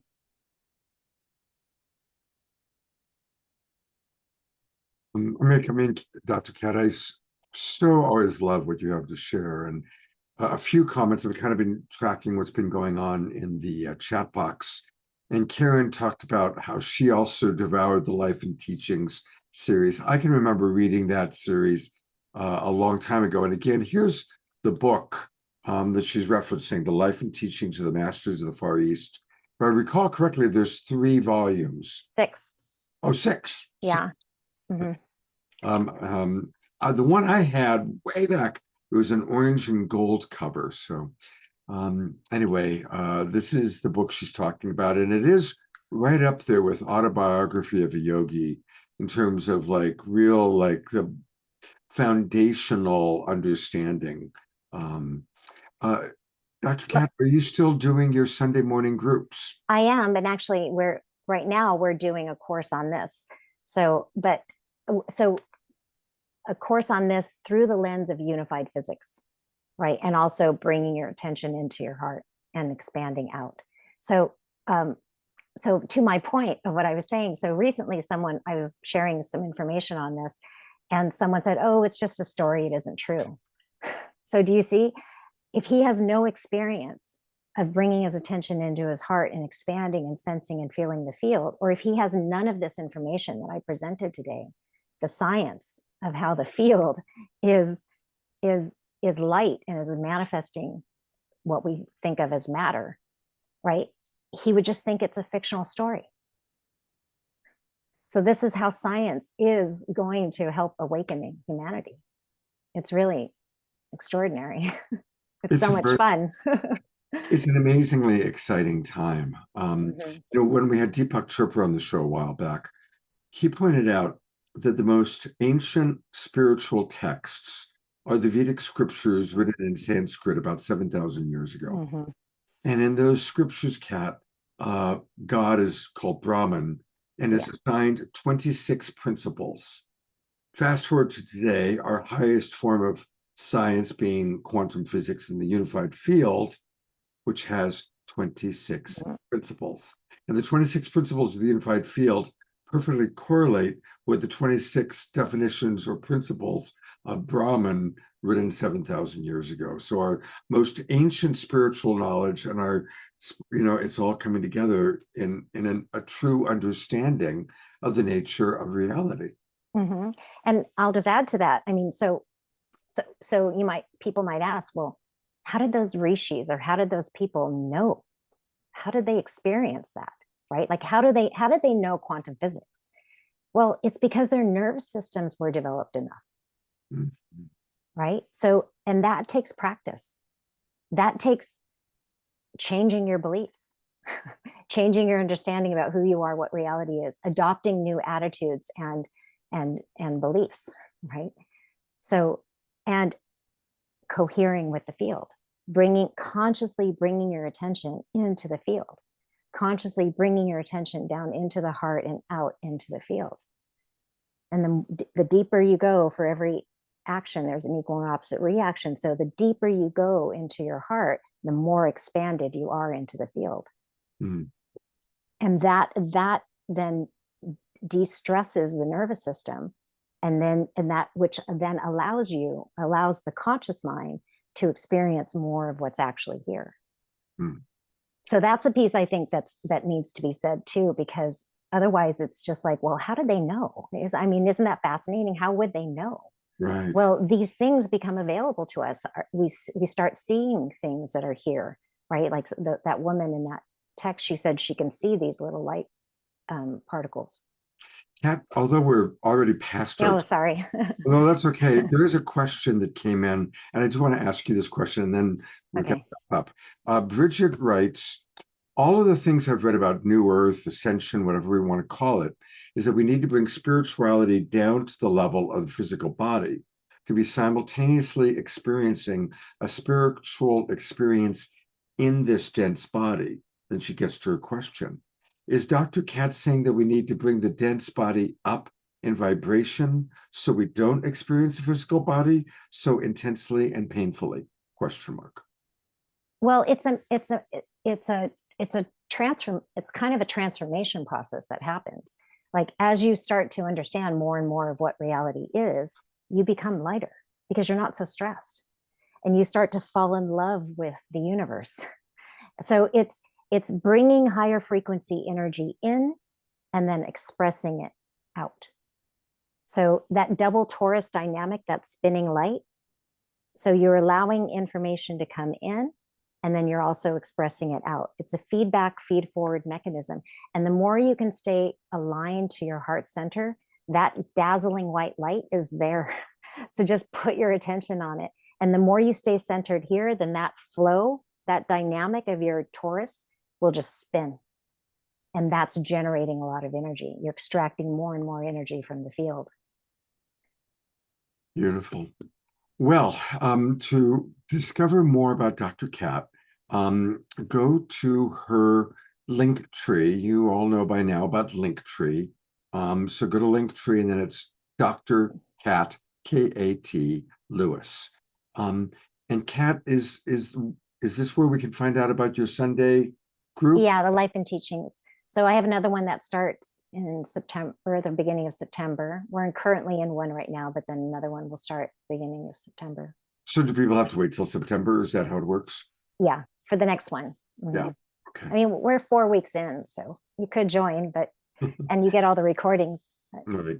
So go to her link tree. I'll put it in the chat box one more time. A lot of people coming in really appreciating what you're sharing. Mark Janisovsky writes, I'm in perfect resonance with what Kat is saying. I find respite in nature and also great art. When I don't have the self-discipline to meditate for long periods of time, losing myself in careful musical practice allows me to attain the connected state too. I attained samadhi when I was meditating hours a day when I first moved to San Diego, but I had to be isolated to achieve the state. I've strived to maintain the flow when I've been on stage in theater, orchestras, and live solo performances, but I do know that meditation is the key. Absolutely. And I want to give a shout out to Reverend Jeffrey, who first brought Dr. Cat into my awareness. So thank you, Reverend Jeffrey. Yes, thanks, Jeffrey. Thank you so much for all that you're doing. Thank you. I love Dr. Cat. She's the man. You don't know. She's so amazing. Thank you, Scott, for having her here. Thanks, Jeffrey. He's my biggest fan. Jeffrey. I'm Well, second. Yeah, Therese is a pretty big fan too. Dee has been doing your Sunday morning group for a while now. Yeah, it's been a joy having her. I love her. I love her art crystal. Show your art crystal. Hey, the art. Oh, it's underneath. It's underneath the t-shirt. You guys, you know what? We're way over, and we've got a lot of other people to get to today. So thanks, Scott. Thanks, everyone. Dr. Cat, thank you so much. Love you very, very much. Love you too. Bye. Okay. All right.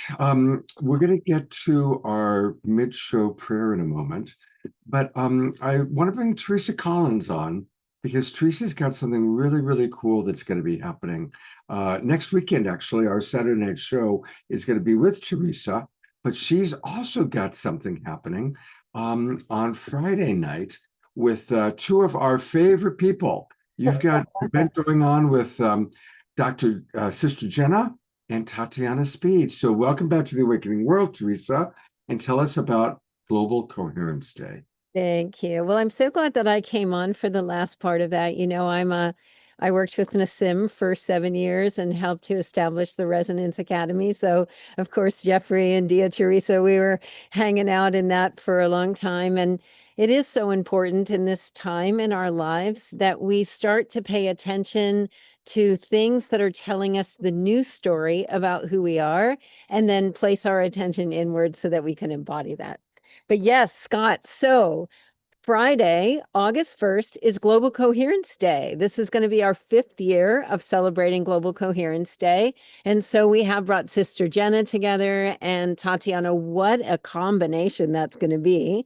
And we're going to do a global meditation for planetary harmony. We really need that more than ever right now. So we hope that you'll join us for this global coherence pulse. And then the next day, we didn't just want to have one day. So the next morning, we're going to do a community gathering in our warm space. So if you sign up for Global Coherence Day, you'll get links to the next morning where we have a warm space, which is an opportunity for us to connect as community, no speakers, all connection with each other. And then in the evening, Scott and I are going to continue the celebration with Tatiana and other surprises. And the theme for that weekend is awakening in community, because we can't do this alone. We need to be together, and together we can open our hearts and we can be the islands of coherence that we need on the planet right now. So I hope you'll sign up. I did put the link in the chat for it, Scott, and maybe I'll do it one more time. Yeah, pop it in Oh, right my now. glasses. I'll show it to people. Okay, great. All right. Well, I'm really looking forward to being all together. And please come. We need these moments where we join together as a community and pulse the planet with our love. And especially right now, boy, we need it right now. So Friday and then Saturday, a love blast. All right. I'm going to pop that back into the chat, please. And looking forward to working with you next Saturday.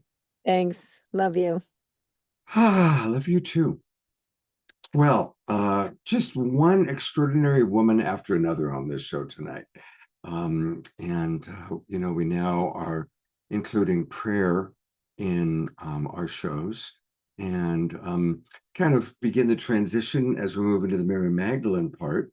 And to lead our prayer tonight, it's my pleasure to welcome back my friend and one of our favorite luminaries on the Global Peace Tribe, Eden Amadora. Thank you, Scott. So good to be back. I was so blessed to be here with many of you Wednesday, and I'm here fresh out of a meditation circle where we were deep in the heart of unconditional love and just really emanating that prayer for the collective, that we awaken the heart, like Dr. Kat was talking about. There was so much resonance for me around how ascension isn't this up and out of the body experience. It's really opening the sacred heart. And I think Mary Magdalene and Yeshua, they taught this. So we're remembering this now. And instead of just speaking a prayer, I'd really like to invite all of us to have a moment of heart coherence and come inward together. So shall we do that? And we can pray as we come inward. So yes, please. Beautiful. Let's take our hands of light and use the tools that we're gifted, these divine tools, rubbing our hands of light together, using the Anjali Mudra in front of our hearts. This already starts to activate our hearts.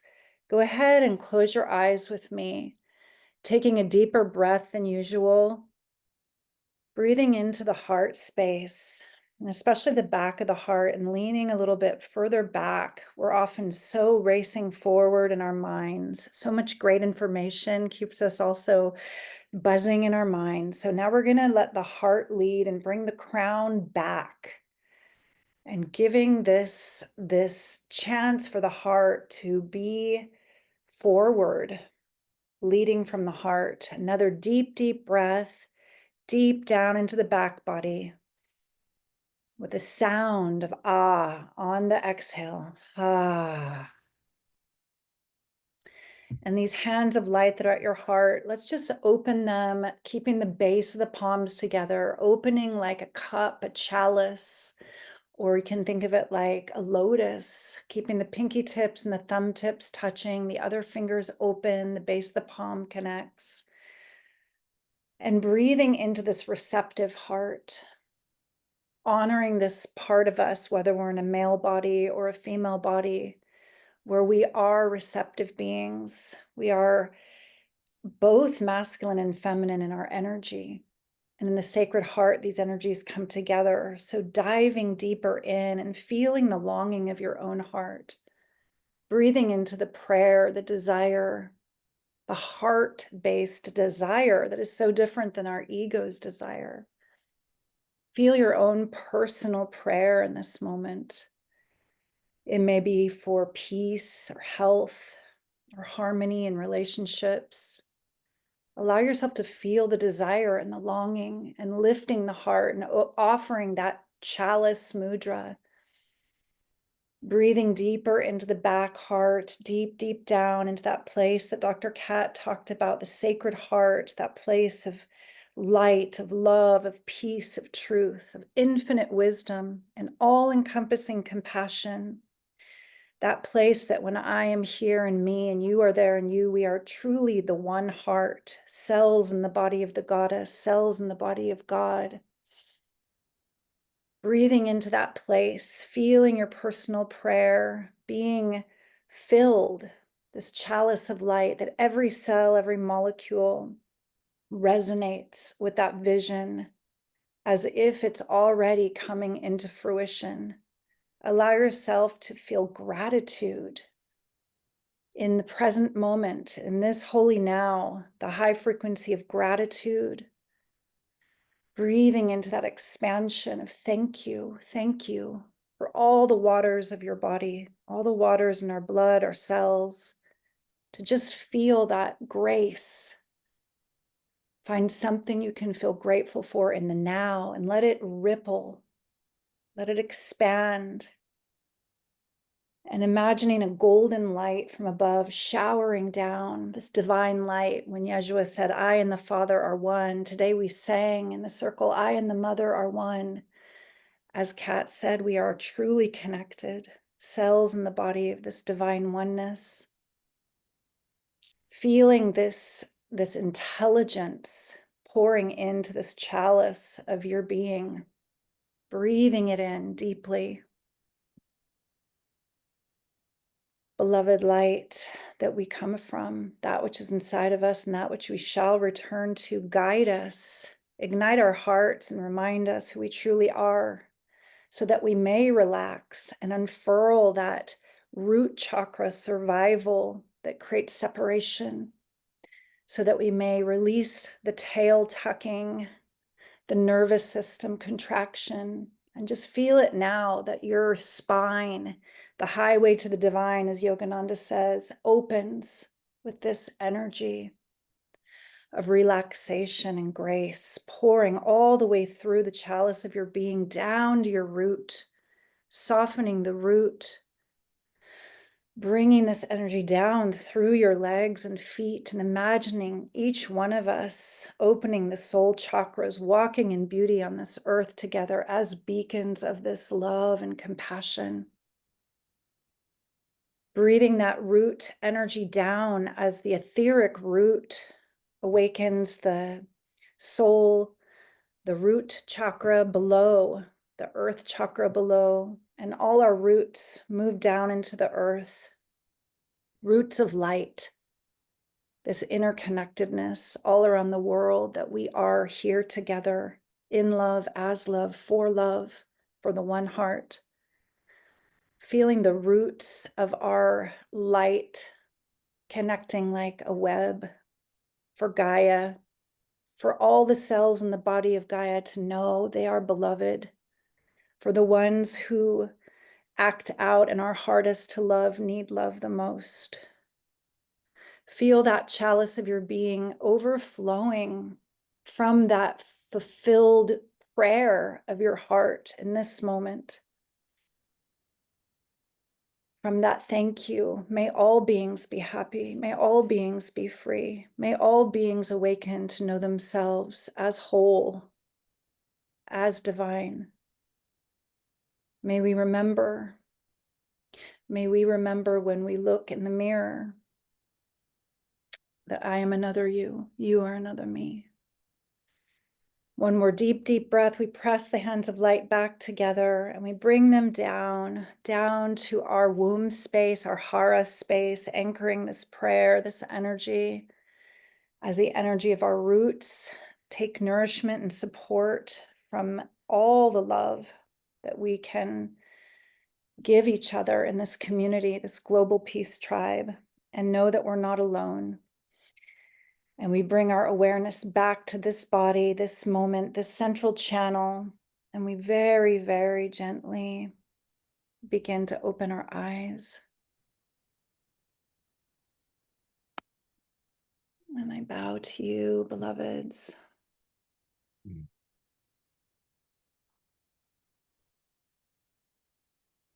Let's maintain this beautiful, beautiful state that Eden's brought us into. We're going to roll right into a song, especially from Pollyanna. And thank you so much, Eden.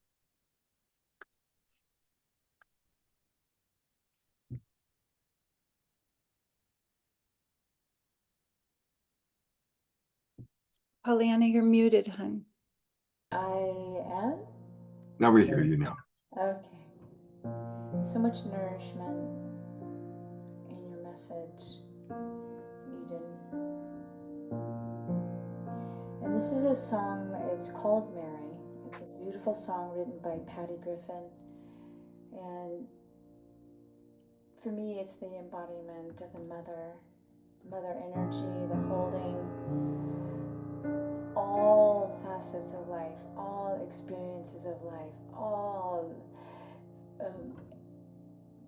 types of being, wherever you are in your life, you are held, you are loved, you are love as love. And this is a message for us to remember.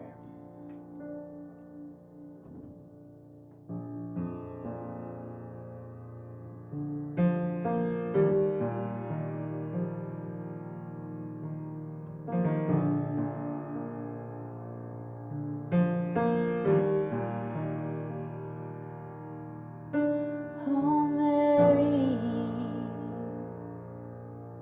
you're covered in roses. You're covered in ashes. You're covered in rain. You're covered in babies. Covered in slashes. Covered in wilderness. Covered in stains. You cast aside the sheet. You cast aside the shroud of another man who has served the world proud.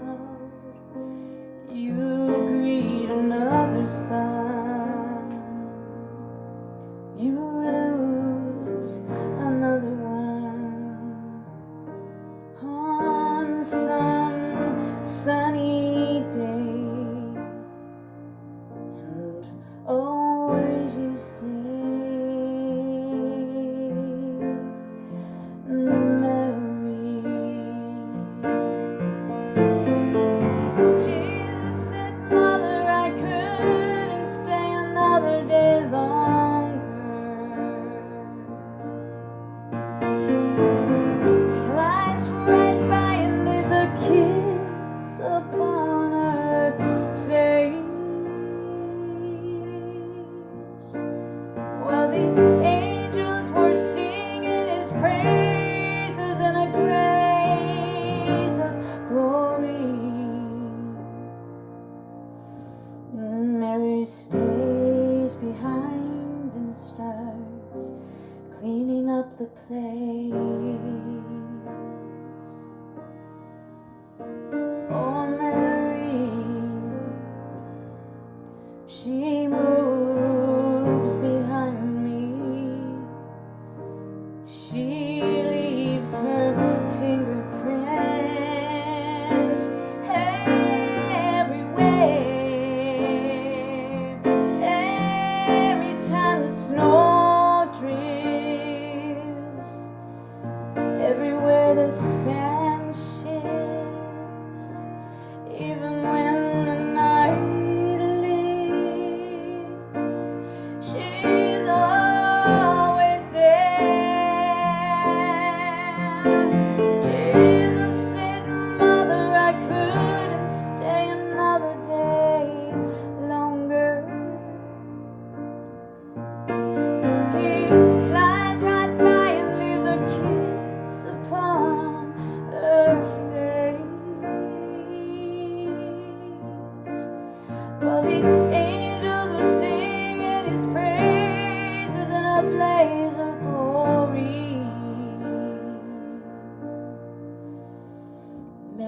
stays behind and starts cleaning up the place. Oh, Mary, you're covered in roses, you're covered in ruin, you're covered in secret, you're covered in treetops, covered in birds who can sing a million songs without any words. You cast aside the sheet, you cast aside the shroud of another man who has served the world proud. You greet another son, you lose another one. On some sunny day, and always you stay.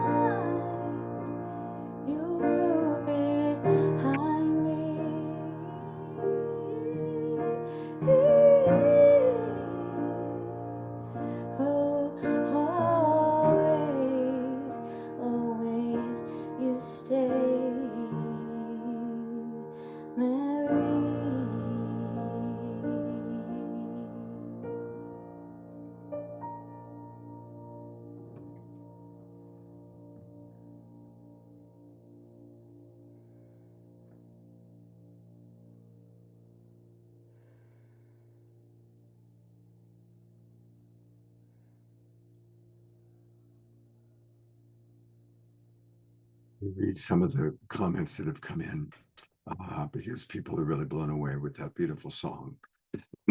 Susan Bloomquist writes, Pollyanna, I so enjoy your music and vocals. They're so moving and full of grace. Dr. Laura writes, Pollyanna, such a beautiful song about our dear Mary. Thank you so much. Ayada writes, Pollyanna, that was exquisite, sweet, rich, and deep. I felt a connection with Mother Mary through this song like never before. Pam writes, beautiful Pollyanna, there are almost no words. Your music said it all. Thank you. Eden writes, so powerful, Pollyanna. My vocal teacher, you transmit so much soul. Jeffrey Colbrook says, just wow, double wow. Shoshana says, so much soul in your song and sing. And Pollyanna does provide classes and works as a vocal coach. And I've known several people that have worked with her that love her work. You can learn all about her by going to pollyannabush.com. That's her name, pollyannabush.com. I guess if you go to the Empowered Singer is not, oh, well, we'll go ahead anyway. Oh yes, the right now it's on a pause. So the Empowered Singer course will be back, and yes, you can go to my website and write me an email, and if you are interested in I do have an online course, which is called the Empowered Singer, and I can certainly tell you all about that. Also, there are possibilities for working with me privately, and also an offering called Vocal Lab, where it's actually a group experience on a Zoom. So yeah, there's a number of ways that you can work with me and empower yourself as a singer, because we all have this beautiful gift, this voice, this birthright to bring our voices into the world, and I encourage you to do that. If you go to her website again, just click contact, and if you put in your information there, that probably is a good way to get started with Pollyanna. And you've brought so much grace to our show tonight. Thank you, thank you. The back-to-back from Dr. Cat into Eden into you, it's like, wow, Yeah. just a big, big wow. Thank you so much. Thank you. Well, speaking of Eden, I'm going to bring up kind of our Mary Magdalene team, if you will. Christy Michaels, of course, has been doing so much work with Mary Magdalene. Eden, of course, is, with the Sisters of the Full Moon. And then where 13 Moon Mystery School. Thank you. Sorry about that. It's all good. I'm a little bit blown away after the prayer and Pollyanna. But here are three extraordinary women who all have a relationship to Mary Magdalene. And what I thought would be interesting is I'd love to hear from each of you how you perceive the parallel of the rise of the divine feminine in our culture and the rise of Mary Magdalene from being shunned and presented as a prostitute to understanding her as Yeshua's equal, and her medicine being as important as Yeshua's. So I'd love to hear from each of the three of you on that topic. Thank you so much, Scott. So good to be with you too again. We were just together for the Magdalene Revealed book launch, and wow, she's really getting her time this week. Magdalene Unveiled. Magdalene Unveiled. Yes. Yeah. She is being unveiled. Yeah. Yeah, it is powerful time. But we all have the consciousness now to receive her too. So we've been doing our work. Like I loved what Dr. Kat Lewis was talking about, this learning how to access the field. That's what we've all been engaged in. And so now the field is meeting us, right? Magdalene's coming out and connecting with us. We're all being touched. Yeah.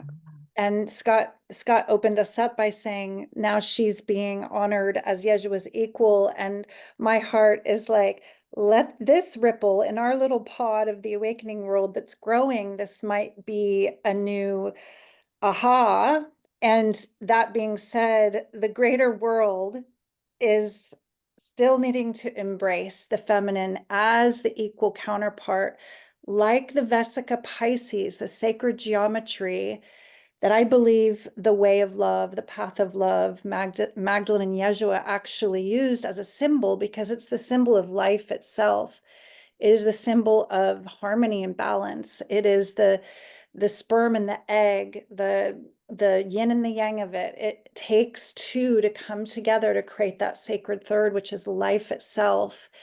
And that symbol has been kind of, in the mystery and not as well known as the Catholic or Christian cross, which in my mind is not such a sacred geometry in the sense that it raised the feminine axis, the immanent feminine axis away from the earth and shortened it.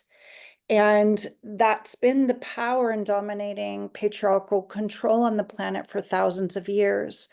So in this time, let us bring back that Vesica Pisces and that portal of unity consciousness that they spoke of, and that we are lifting back into collective consciousness as her eyes, her hands, her heart, her voice in the world right now. She's a powerful archetype to remind us that we are she, right? Yeah. More than Yeah. just this one historical figure, this priestess, this miraphor, this anointing priestess that walked the way of love thousands of years ago. It is a lineage that went way, way, way back before her and ripples ahead into this time through us. And I don't mean just us who are ordained priestesses. I mean those who are walking the path of heart. Yeah. We're here. Yeah. I think with this book, Magdalene Unveiled, the way this came through me was through really cultivating a personal relationship with God, Goddess, Magdalene, Yeshua. And that required really healing a lot of old religious trauma that I was carrying. And so I really had to hit the ground and go into the dark night and into the tomb in order to allow myself to get still enough so that my nervous system could actually settle, so that I could finally hear it, so that I could listen enough to be able to hear the voice of her. And when she came in, she brought him with her. And because I had been like, no way, no Jesus, no, no, no, no, thank you. For years, for 40 years, I had exiled myself from that. But Magdalene opened the door back up in my heart to be able to heal and to be able to feel myself as a divine child of the Creator, as one in this field of love, as part of that, and as a vessel of that.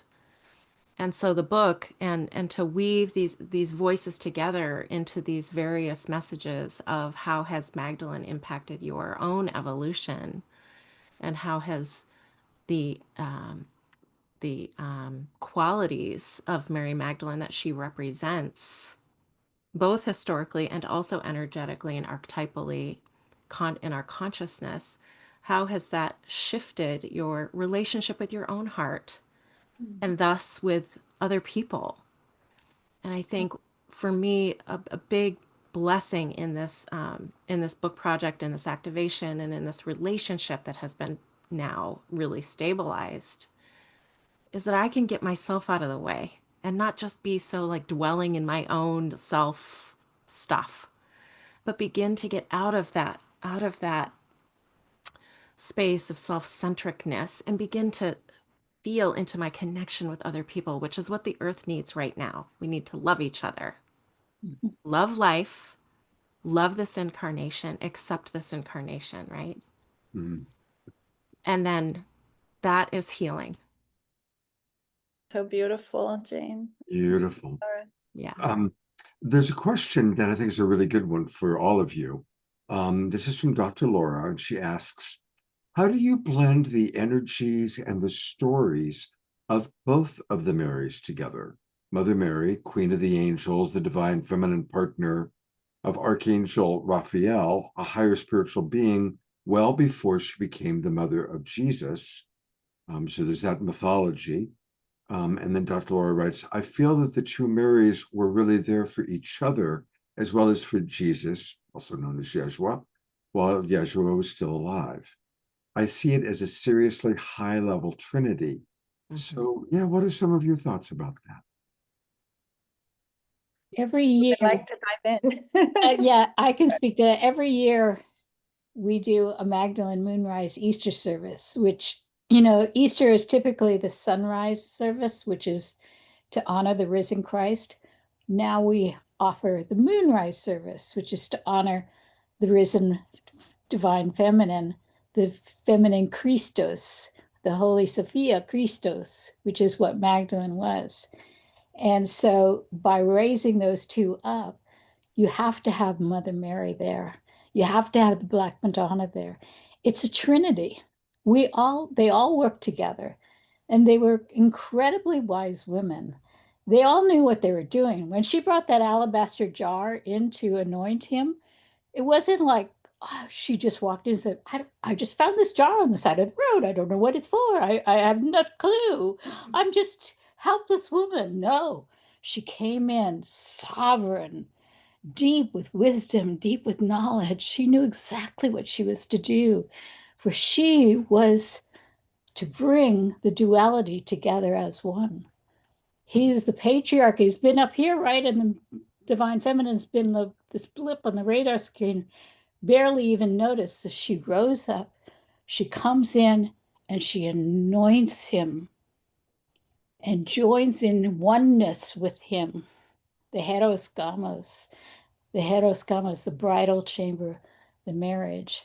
And so then the doors open, and all of a sudden, consciousness is rising. And now what we find is they can't suppress it anymore. So much has been suppressed. But when you open your consciousness and you're in the question of what is it mine to do, who am I? All of a sudden it's revealed. So thank you. Beautiful, Christy. I'd like to kind of piggyback on that and just bring up a little bit of mind food historical information too. It wasn't until 500 years after the resurrection of Yeshua that Pope Gregory the Great took a lot of different scrolls and tablets and things that were found, and there was a Council of Nicaea that decided, oh, what's going to go in the Bible, right? And then 500 years after the events that took place, Pope Gregory the Great decides to group 3 different biblical Marys together. And so we had Mary of Egypt, Mary, sister of Lazarus, and Mary of Magdala as a place, Magdalene, like the Nazarene is from Nazareth. And he made one Mary into a whore or a prostitute, which probably was the Mary of Egypt as a sexual initiatrix priestess, rather than this denigrated, diminished character. Mother Mary was a miraphor with Joseph Arimathea. These were people that were highly trained initiates and traveled extensively. They went to Egypt. They learned the art of anointing. Anointing, supposedly, I mean, there's a lot of people wondering what was in that alabaster jar. What exactly were the oils? How did she know how to do this healing work that would help the resurrection? What herbs, what potency? Mother Mary, master anointing priestess. Joseph de Arimathea, master anointing priest. So history has been his story, rewritten and, just simplified and inverted and mixed up from what was in that big urn in Egypt and the Nag Hammadi scriptures, the Coptic scriptures with the Gospel of Mary. Why was it hidden for so long? Because it elevates her up into the position of a teacher and a wise woman. And the quinona, the partner, the beloved, and perhaps even the wife of the rabbi. So I love this inquiry because it really challenges his story, which a lot of the Bible is the rewrite of many, many, many different scriptures, tablets, scrolls from long ago, hidden in caves and urns and things like this. So for Dr. Laura's question, I feel like these beings work together deeply. And then the word Mary, was it even a name or was it a title? We feel it's inherently connected to Mar and Mare and the waters and the ocean. And this is part of the priestess archetype as well. It's like the ones that bring the healing balm and the waters and the water rituals, and they know how to work with the body. And so we're looking at like how many Marys were there? Like I said before, this is a lineage that goes back, the rose lineage from the ancient goddess religions, and then moves forward through time, through us who remember. So these are just some ideas to throw out there. Yeah, Pollyanna is saying, are you familiar with the book Anna, Grandmother of Jesus? I am familiar. I haven't read it, but I have heard how she was also a powerful priestess and healer. And Marguerite Rigoglioso speaks about Immaculate Conception amongst the priestesses and how they had these incredible rites and rituals to bring forth miracles. So amazing. I've actually listened to the entire audiobook of Anna, Grandmother of Jesus, and I highly recommend it. It's, at least for me, the most descriptive way of really understanding the whole story.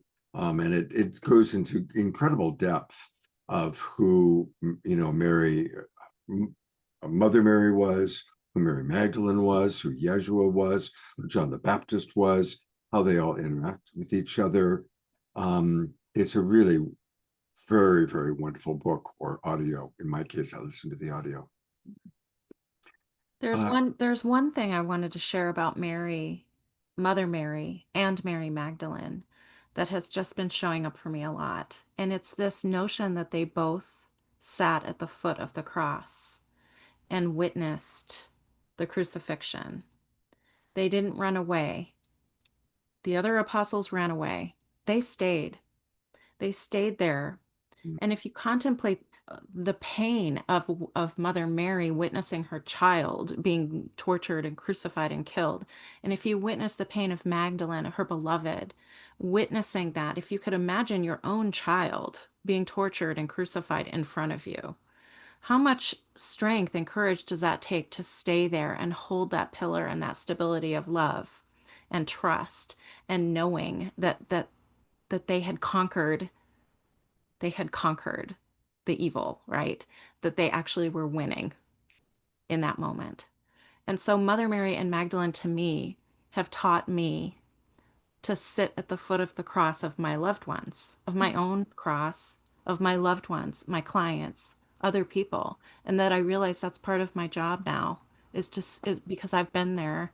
Now I know it's part of my job is to sit at the foot of other people's crosses, especially during this time, and offer consolation. And so Mother Mary to me is just the most beautiful epitome of that deep, surrendered, committed love. And Magdalene too. They have different, they've taught me different things, but that's something that the two of them bring to me a lot together. As you're speaking, somebody else is coming in. Was it you, Christy? Yeah. Sorry. I was just saying that at our Magdalene Moonrise service, we have a 6-station ritual, which I write about in my chapter in the book of Magdalene Unveiled. And one of the things that we would do is we put 200 nails in the cross, and everybody would go up and they pull the nail out because it's now time to stop crucifying ourselves and others. There is no other. We are all one, as Kat so beautifully displayed. We're all that same life-loving field of energy of love sourced from the one. We're all part. There's no separate self or separated person. And so we have to stop crucifying ourselves and others. And so just like we honor the Trinity in a masculine form, we also at that service honor the feminine in the female Trinity, the Black Madonna, Mother Mary, and Mary Magdalene. Beautiful. I just wanted to share that when you're speaking of sitting at the foot of the cross of the suffering, right? The suffering of your beloveds, that to me is true compassion. It's what Mother Mary represents. She's held as one of the faces of the goddess of compassion in the 13 Moon Mystery School, because to stay with another, not trying to fix or change them, and just staying with, really holding their suffering, not necessarily going into it with them and suffering with them, but holding unconditional love for them while they're suffering. That's real compassion. And what a lesson, what a teacher in that Mother Mary is, and the Magdalene, who could hold that space. Yeah. Yeah. I'm just feeling you and feeling that deeply, and feeling the work that we do and in the mystery school in that way so deeply. Yeah, beautiful. I want to take a moment to let the audience know about all the different things that each of you are doing. And of course, we want to start with the book itself, Magdalene Unveiled. And for all of you watching on Facebook or YouTube or watching the recording, here it is. You can get it on Amazon. I think, I didn't check my mail, but I ordered it. It was supposed to arrive by today. So I think I have it downstairs. Anyway, this is the book that, we've been really talking about all week long. An incredible anthology book. Of course, on Wednesday night, we had more than half of the authors on, and we're going to hear from Kalila in a pre-recorded video in a few minutes. So that's definitely the book we want everybody to get. And then Astara has a special course that I just learned about. So Astara, I'm going to go to the website and tell us about this this program that you're doing, Magdalene's Call, Awaken Your Writer of Light. Yes, thank you so much, Scott. So this is an 8-module immersion using automatic writing and other channeled writing techniques in order to cultivate a deeper relationship with the Magdalene. So you can go at your own pace. Each module includes a guided audio journey to anchor in her presence, as well as a video teaching around a particular writing technique. There are 8 different writing techniques that you're going to practice in order to channel her voice, her wisdom, and create that dialogue, as well as a Magdalene prayer. And one other thing, I can't see what that last piece was. A digital workbook. Yeah, digital workbook with prompts and things like that to guide you through each module. Yeah, so it's self-paced and you do it in your own time, and it's been an interesting, powerful journey for people to go through to deepen that relationship with their own channel and to allow those messages to come through. Beautiful. Okay, well, thank you. Thank you. And then, Christy, you've got something very special. So I'm going to your website and tell us about what you've got as your new offering. Yeah. Well, my chapter is called A Peek Behind the Veil. And so, it was a mystical journey for me. I had a series of things that happened, and then the veil lifted and I was revealed certain truths, certain information that allowed me to come into this relationship with the Magdalene. So I thought it might be fun to have a group of people who might be interested, because I've always wondered when I met psychics, like, how is it that they're so psychic? And I mean, I'm like Kat. I wanted to know, like, I want to get in there and find out, how do you reproduce this? How do you make it happen? And so that's what we'll be going through in A Peek Behind the Veil. So those of you who are curious about peeking behind the veil and wondering how can that happen for you, that's what we're going to explore. And the beauty about the journey of peeking behind the veil is it's customized just to you, because your spirit knows exactly what you need to see when you peek behind the veil. That will open your heart and go, oh my God, what's going on? And just because we're supposed to be entering into a wholehearted state. And when we can make that wholehearted state, and all those layers that are way down and keeping us from being in a wholehearted state, that is what veils us from really being in our true authentic self. And by the way, Kat, I have to give a shout out to you. Thank you. I loved everything you said and the work that you're doing. But the Gospel of Mary Magdalene has the full quantum physics in there. She tells the whole journey about quantum physics and what is matter. And that's one of the opening lines on wow. page 6 in the Gospel of Mary Magdalene. And I've done a deep dive into the correlation because it's a very short book. And some of the sentences we have missing fragments and stuff. But the interesting thing is it's mirrored in A Course in Miracles.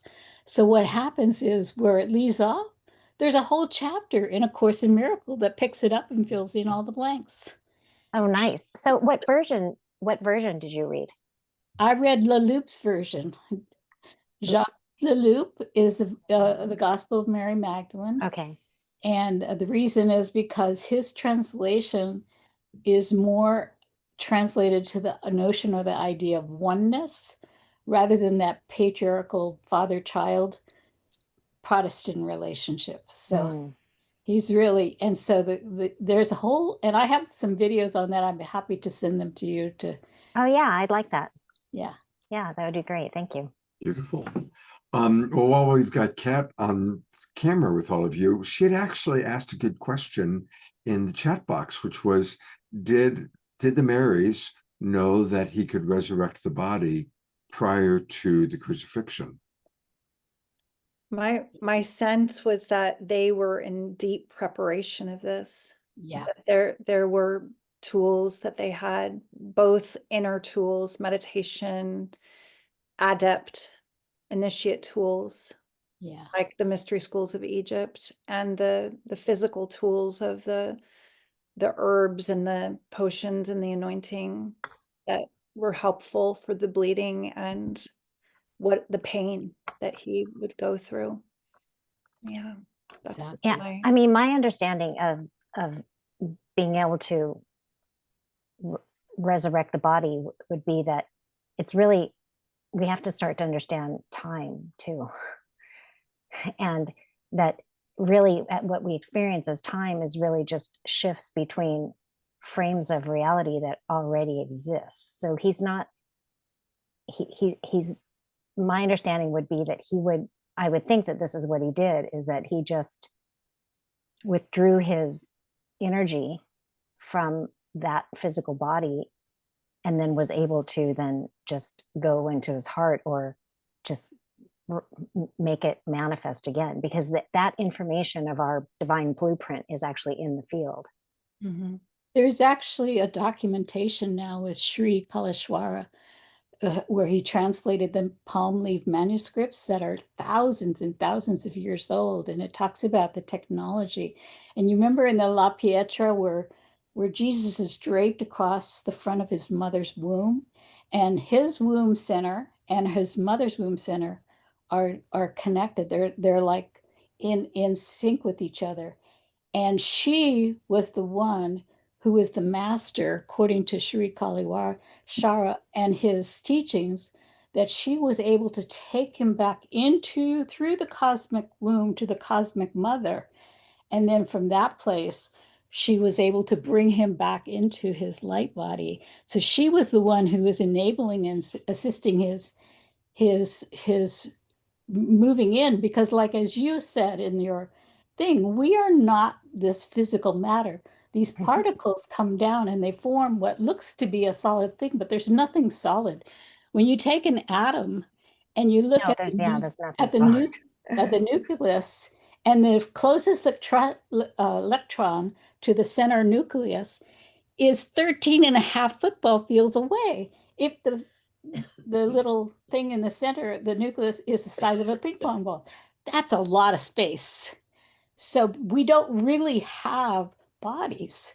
We are beings of light.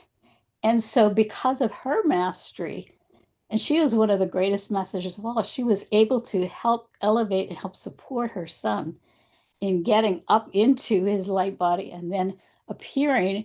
And when he told Magdalene, "You can't touch me," it was because there is no body. We don't have bodies. We are all spacious beings of light. So it's a theory, I don't know. Yeah, they do talk about it here, that he, in the Life and Teachings, they mention that he was able, by then he had perfected his body so much that he could just resurrect a new one. I do want to weave in one thing that, from the patriarchal religious imprinting, it would be considered like blasphemous. That being said, if you've read the Magdalene manuscripts, there is a theory that they cultivated his ka body also through very deep tantric practice for a long time before this crucifixion event. And in Tibetan scriptures, they talk about how a red bodhi is needed for the white bodhi to ascend to the rainbow body. It is just a practice that they've studied for thousands and thousands of years in tantric traditions to achieve full conscious ascension into the Ka body, the rainbow body. So the red body is the feminine practitioner, and that is Magdalene, Mary Magdalene's role in that ascension, one of her roles. And it's not talked about because we were imprinted to believe in Abrahamic religions that Jesus was not a man. He was a divine, godlike being that never had sex, and that sex is somehow sinful and separate from the divine.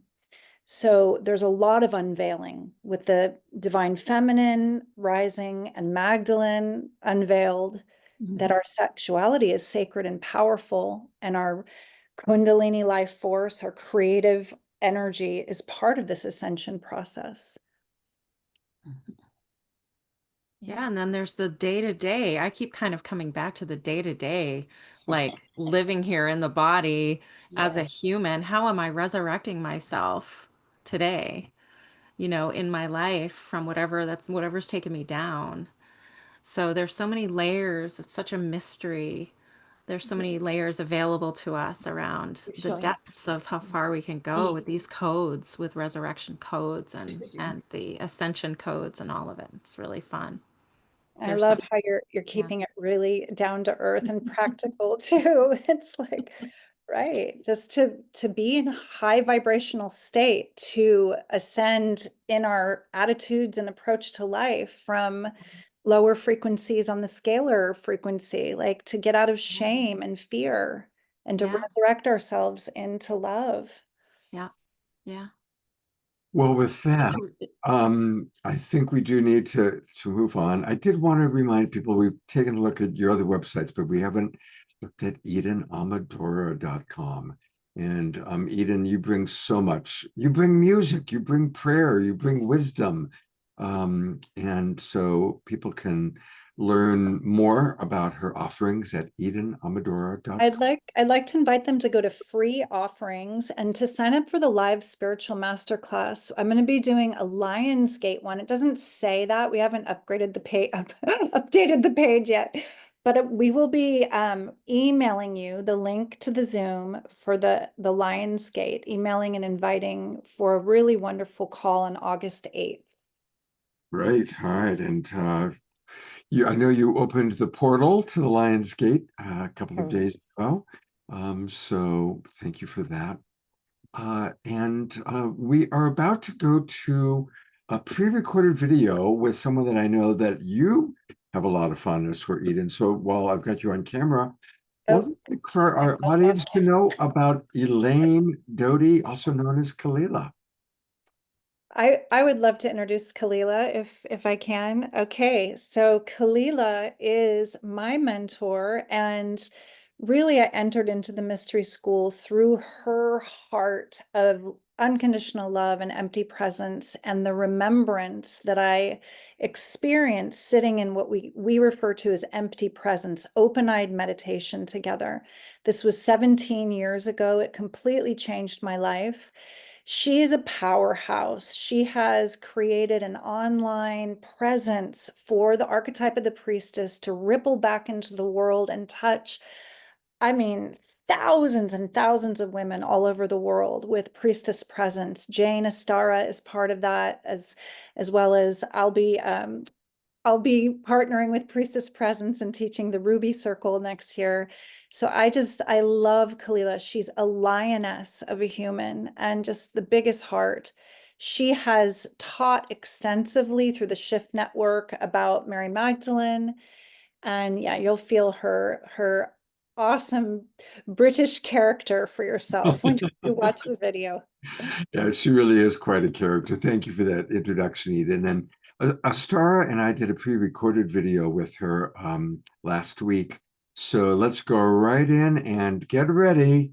You're not going to need any caffeine to stay awake because she's quite a dynamo. Here we go with Kalila.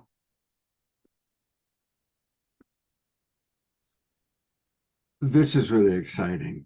Astara and I are in a Zoom room with Elaine Doughty, who's in Glastonbury, leading a retreat with 30 other priestesses, and they just came back from the Magdalene temple. So she is oozing with Magdalene energy. And to share a little bit more about how magical this moment is and to have a chat with her, I'm turning it over to you, Astara. Thank you so much, Scott. Oh, Kalila, I'm so honored to have you here with us. And I just want to invite us to take a moment of gratitude for your presence. And I'm going to start to cry probably because Elaine has been my mentor for over 10 years. Elaine ordained me in our lineage as a priestess. Elaine was a catalyst for this entire project to come through. In fact, a year ago during this time, I was on the anointing table being trained and receiving anointing from Elaine when the Magdalene and Christ showed up on either side of my shoulders, and she whispered into my ear, "Beloved, it is time. It is time to call them home, call them together. Just make the offer. Just do it. Don't make a big deal out of it. Just do it." And it planted the seed, and that seed blossomed into the beautiful project now of these 33 authors, amazing stories and voices being showcased in the book. So I am just so honored to introduce you, Elaine, as the focalizer of the 13 Moon Mystery School, the founder of Priestess Presence Temple and the Rosa Mystica Mystery School. You are a leader to so many in this work of the Magdalene, and also, I mean, so present out there in the world with her Red podcast as a published author of many books of the Magdalene Rose Oracle deck, which is amazingly beautiful on Amazon too. And I could just go on for hours, but thank you so much for being here and for being my soul.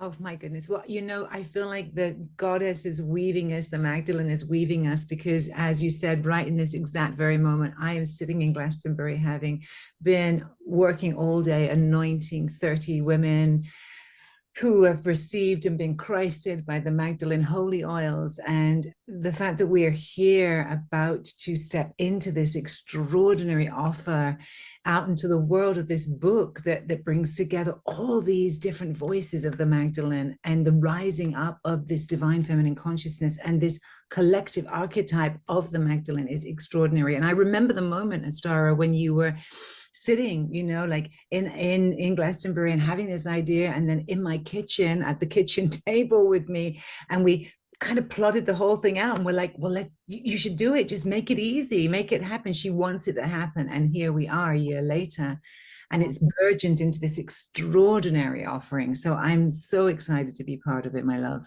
So honored. And Elaine has contributed the foreword as well as a chapter to the book called Magdalene Apocalypse. Yeah. And Elaine, would you like to share about that chapter? I mean, it is just so powerful. I will. Yeah, well, you know, when you came to me with the name of the book, and the name of the book is Magdalene Unveiled, right, which is just such an evocative title. I was sitting with that word unveiled, and I realized that the Greek word apocalypsis, right, which is our word apocalypse, means the unveiling or the revelation. And it's a very high spiritual term, really, for a level of awakening, of seeing through the veils of illusion, seeing through the third dimensional world that we're living in to a different possibility. And so I started to play with this whole notion of what it is to have a Magdalene apocalypse, the revelation of the Magdalene. And I was just recently speaking with my dear friend, Andrew Harvey, my beloved, and we're very on fire with this idea of the Magdalene Pentecost and her arriving and being celebrated. And I think for me, what I was really writing about in my chapter was the ways in which the Magdalene has been there for me in some of the darkest moments of my life. And you know this, Astara, because you've known me for a very long time. But really, I've had a few dark nights of the soul in the last 10 to 15 years that have really catalyzed my priestess path, my path into the Magdalene, and my personal path of healing and liberation. And so my chapter, The Magdalene Apocalypse, framed the apocalypse, both as our personal initiatory journey through a deep dark night of the soul, but it also frames it as the collective deep dark night of the soul that we're all going through as a collective in this current moment where we find ourselves bridging this world of a system of patriarchy that's faltering and staggering and dying, while simultaneously holding that place where we are accessing into the rebirth of something new, something that's going to be so magnificent, and it's awakening of the divine human, the divine heart, the love. So we have our individual journey, we have our collective journey, and my chapter kind of spans both of those, but really it talks a lot about this idea of what happens when we become unveiled to ourselves, when we have the deepest level of revelation where our false masks and veils get removed. And usually, as you know, Astara, very well, this doesn't happen through, life's easy experiences.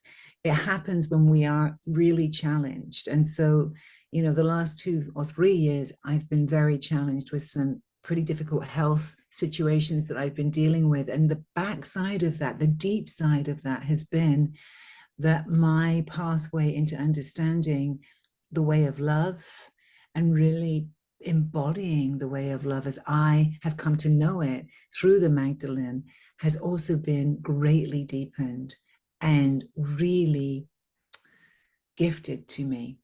And so my chapter really follows my personal story of the last couple of years of being dismantled, along with the collective dismantling that's also going on. So yeah, we're all being unveiled, and Magdalene is being unveiled within us. And I think that that's why this book is so powerful, because I think it's speaking to this moment. And I think you really tuned into something, Astara, from the collective.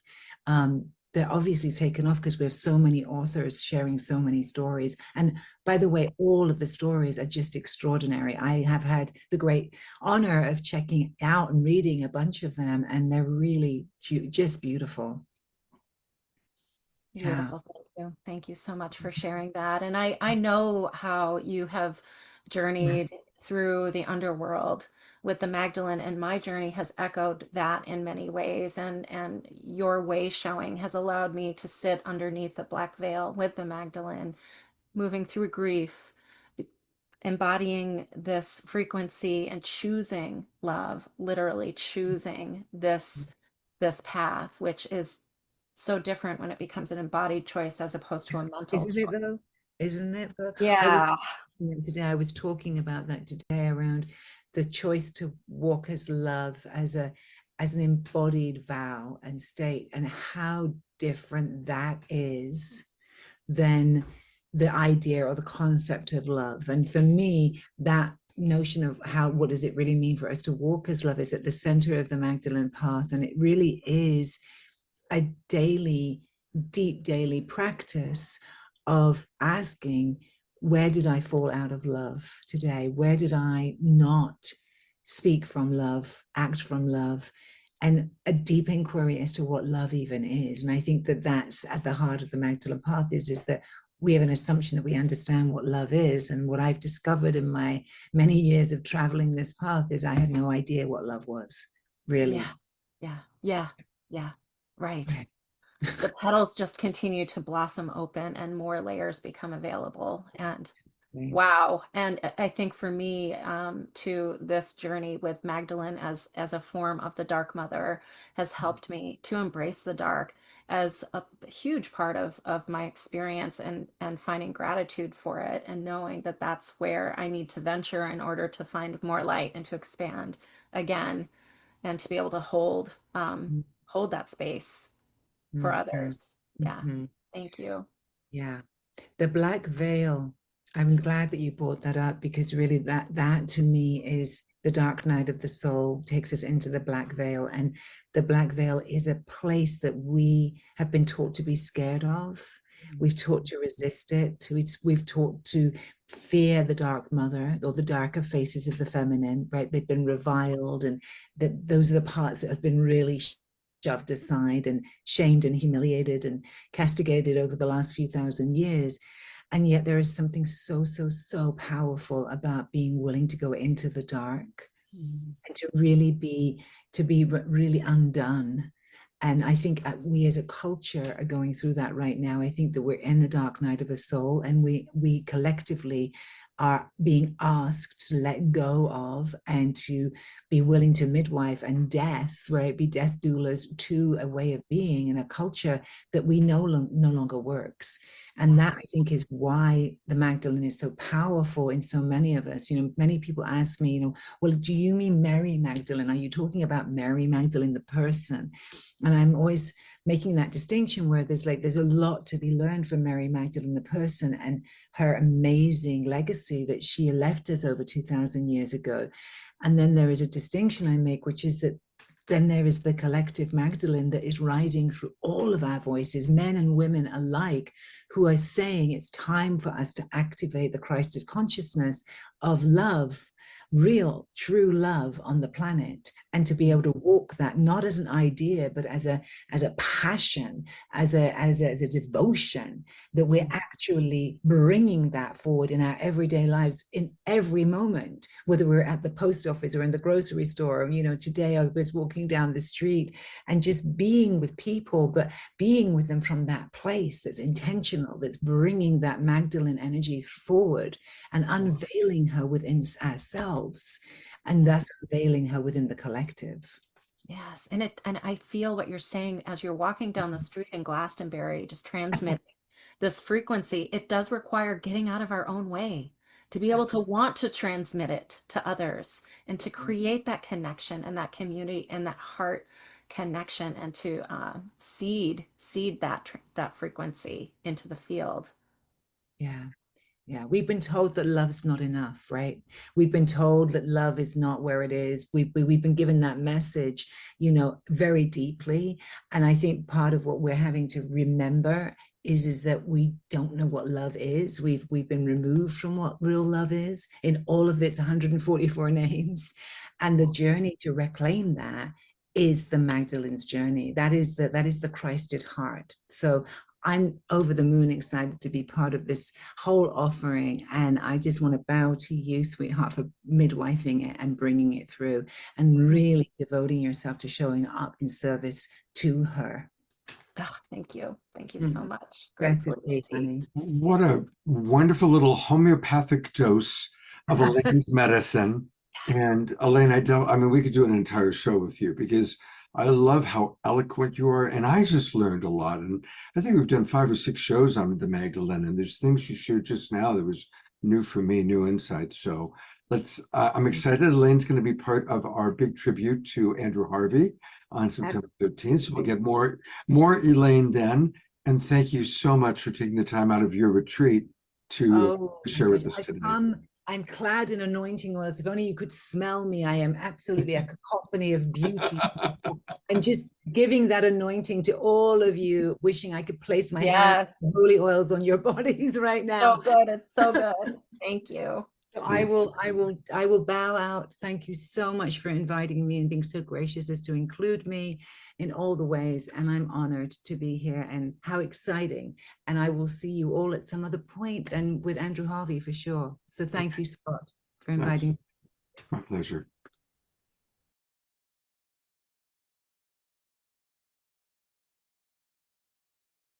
I should unmute myself. Well, Astara, that was really so good. Thank you, so Scott. good. Thank you for sharing her. She's something. Yeah, she really is a beacon. Yeah. Absolutely. Well, speaking of a beacon, our beacon of light, known as Omashar, is how we like to open and close our shows. And so I want to acknowledge all the wonderful comments that have come into the chat box. Well, we're really, really enjoying this show tonight. And it's been just a really wonderful show. Dr. Laura says, I feel completely anointed by proxy. Good way of putting it, Dr. Laura. Let's go take a look, or let's shift our attention to our beloved Omashar to close us out.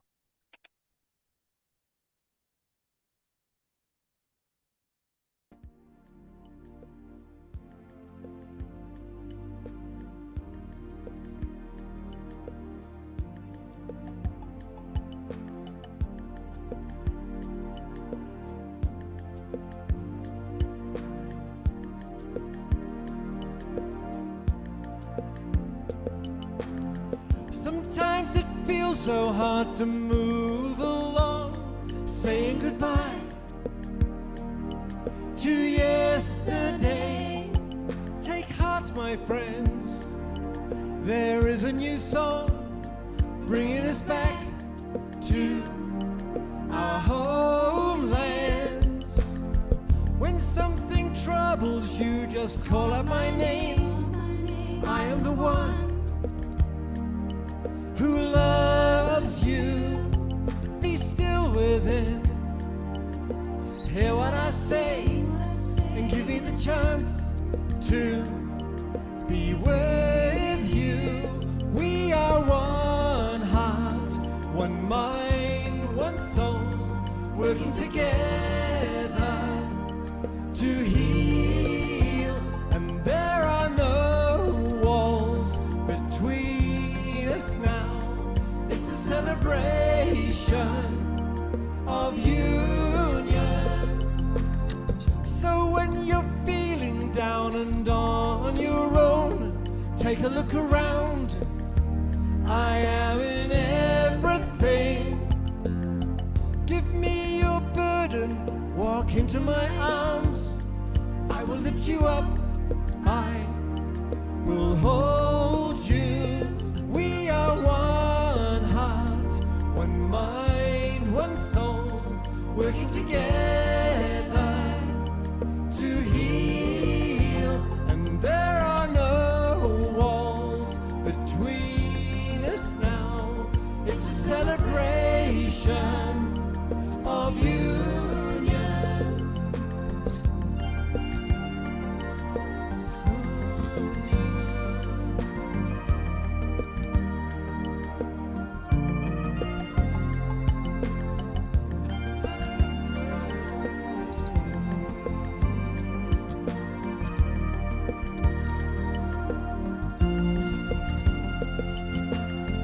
We are the ones who hear the new voice calling us home to freedom.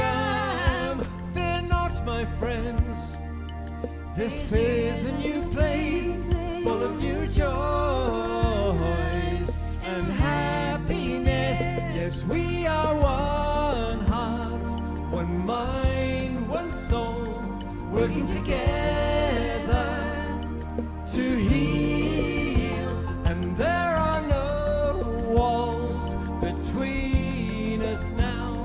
It's a celebration of union.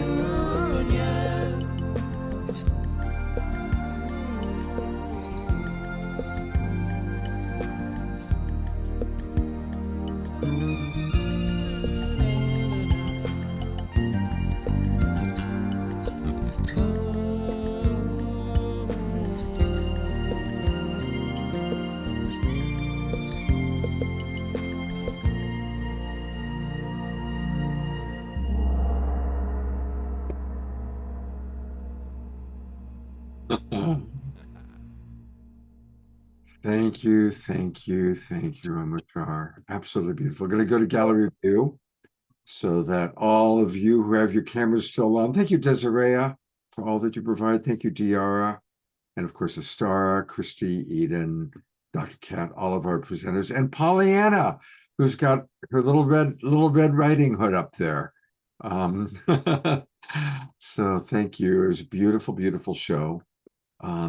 I don't have the posters done for next week yet, but on Wednesday, we are going to be learning all about artificial intelligence with a number of members of the Evolutionary Leaders Circle. And then on Saturday night, Mirabai Devi will be back. Tatiana Speed will be with us, Teresa Collins, and some guests to be named. So it's going to be a really, really great couple of shows next week, because all of our shows these days are quite wonderful. Awesome. It's amazing. Each show is so good. Please do share our shows with your friends. Let's build our audience, because what we're doing here is really special. And I'm sending each and every one of you lots of love. May tomorrow be a sacred Sunday for each and every one of us. And remember, we can make any moment sacred by choosing to see the divinity in all, starting with ourselves. Oh, I'm seeing Bonnie waving. And Roger waving. Roger, welcome back to the world. We love you and we're glad you're back home next to your body. Very happy about that. And Mark Denisovsky, it's always good to see you, my friend, making beautiful music and lots of love. George is sending rockets up to the moon. So I'm going to make some dinner. Take care, everybody. Have a good evening, and we'll talk to you soon.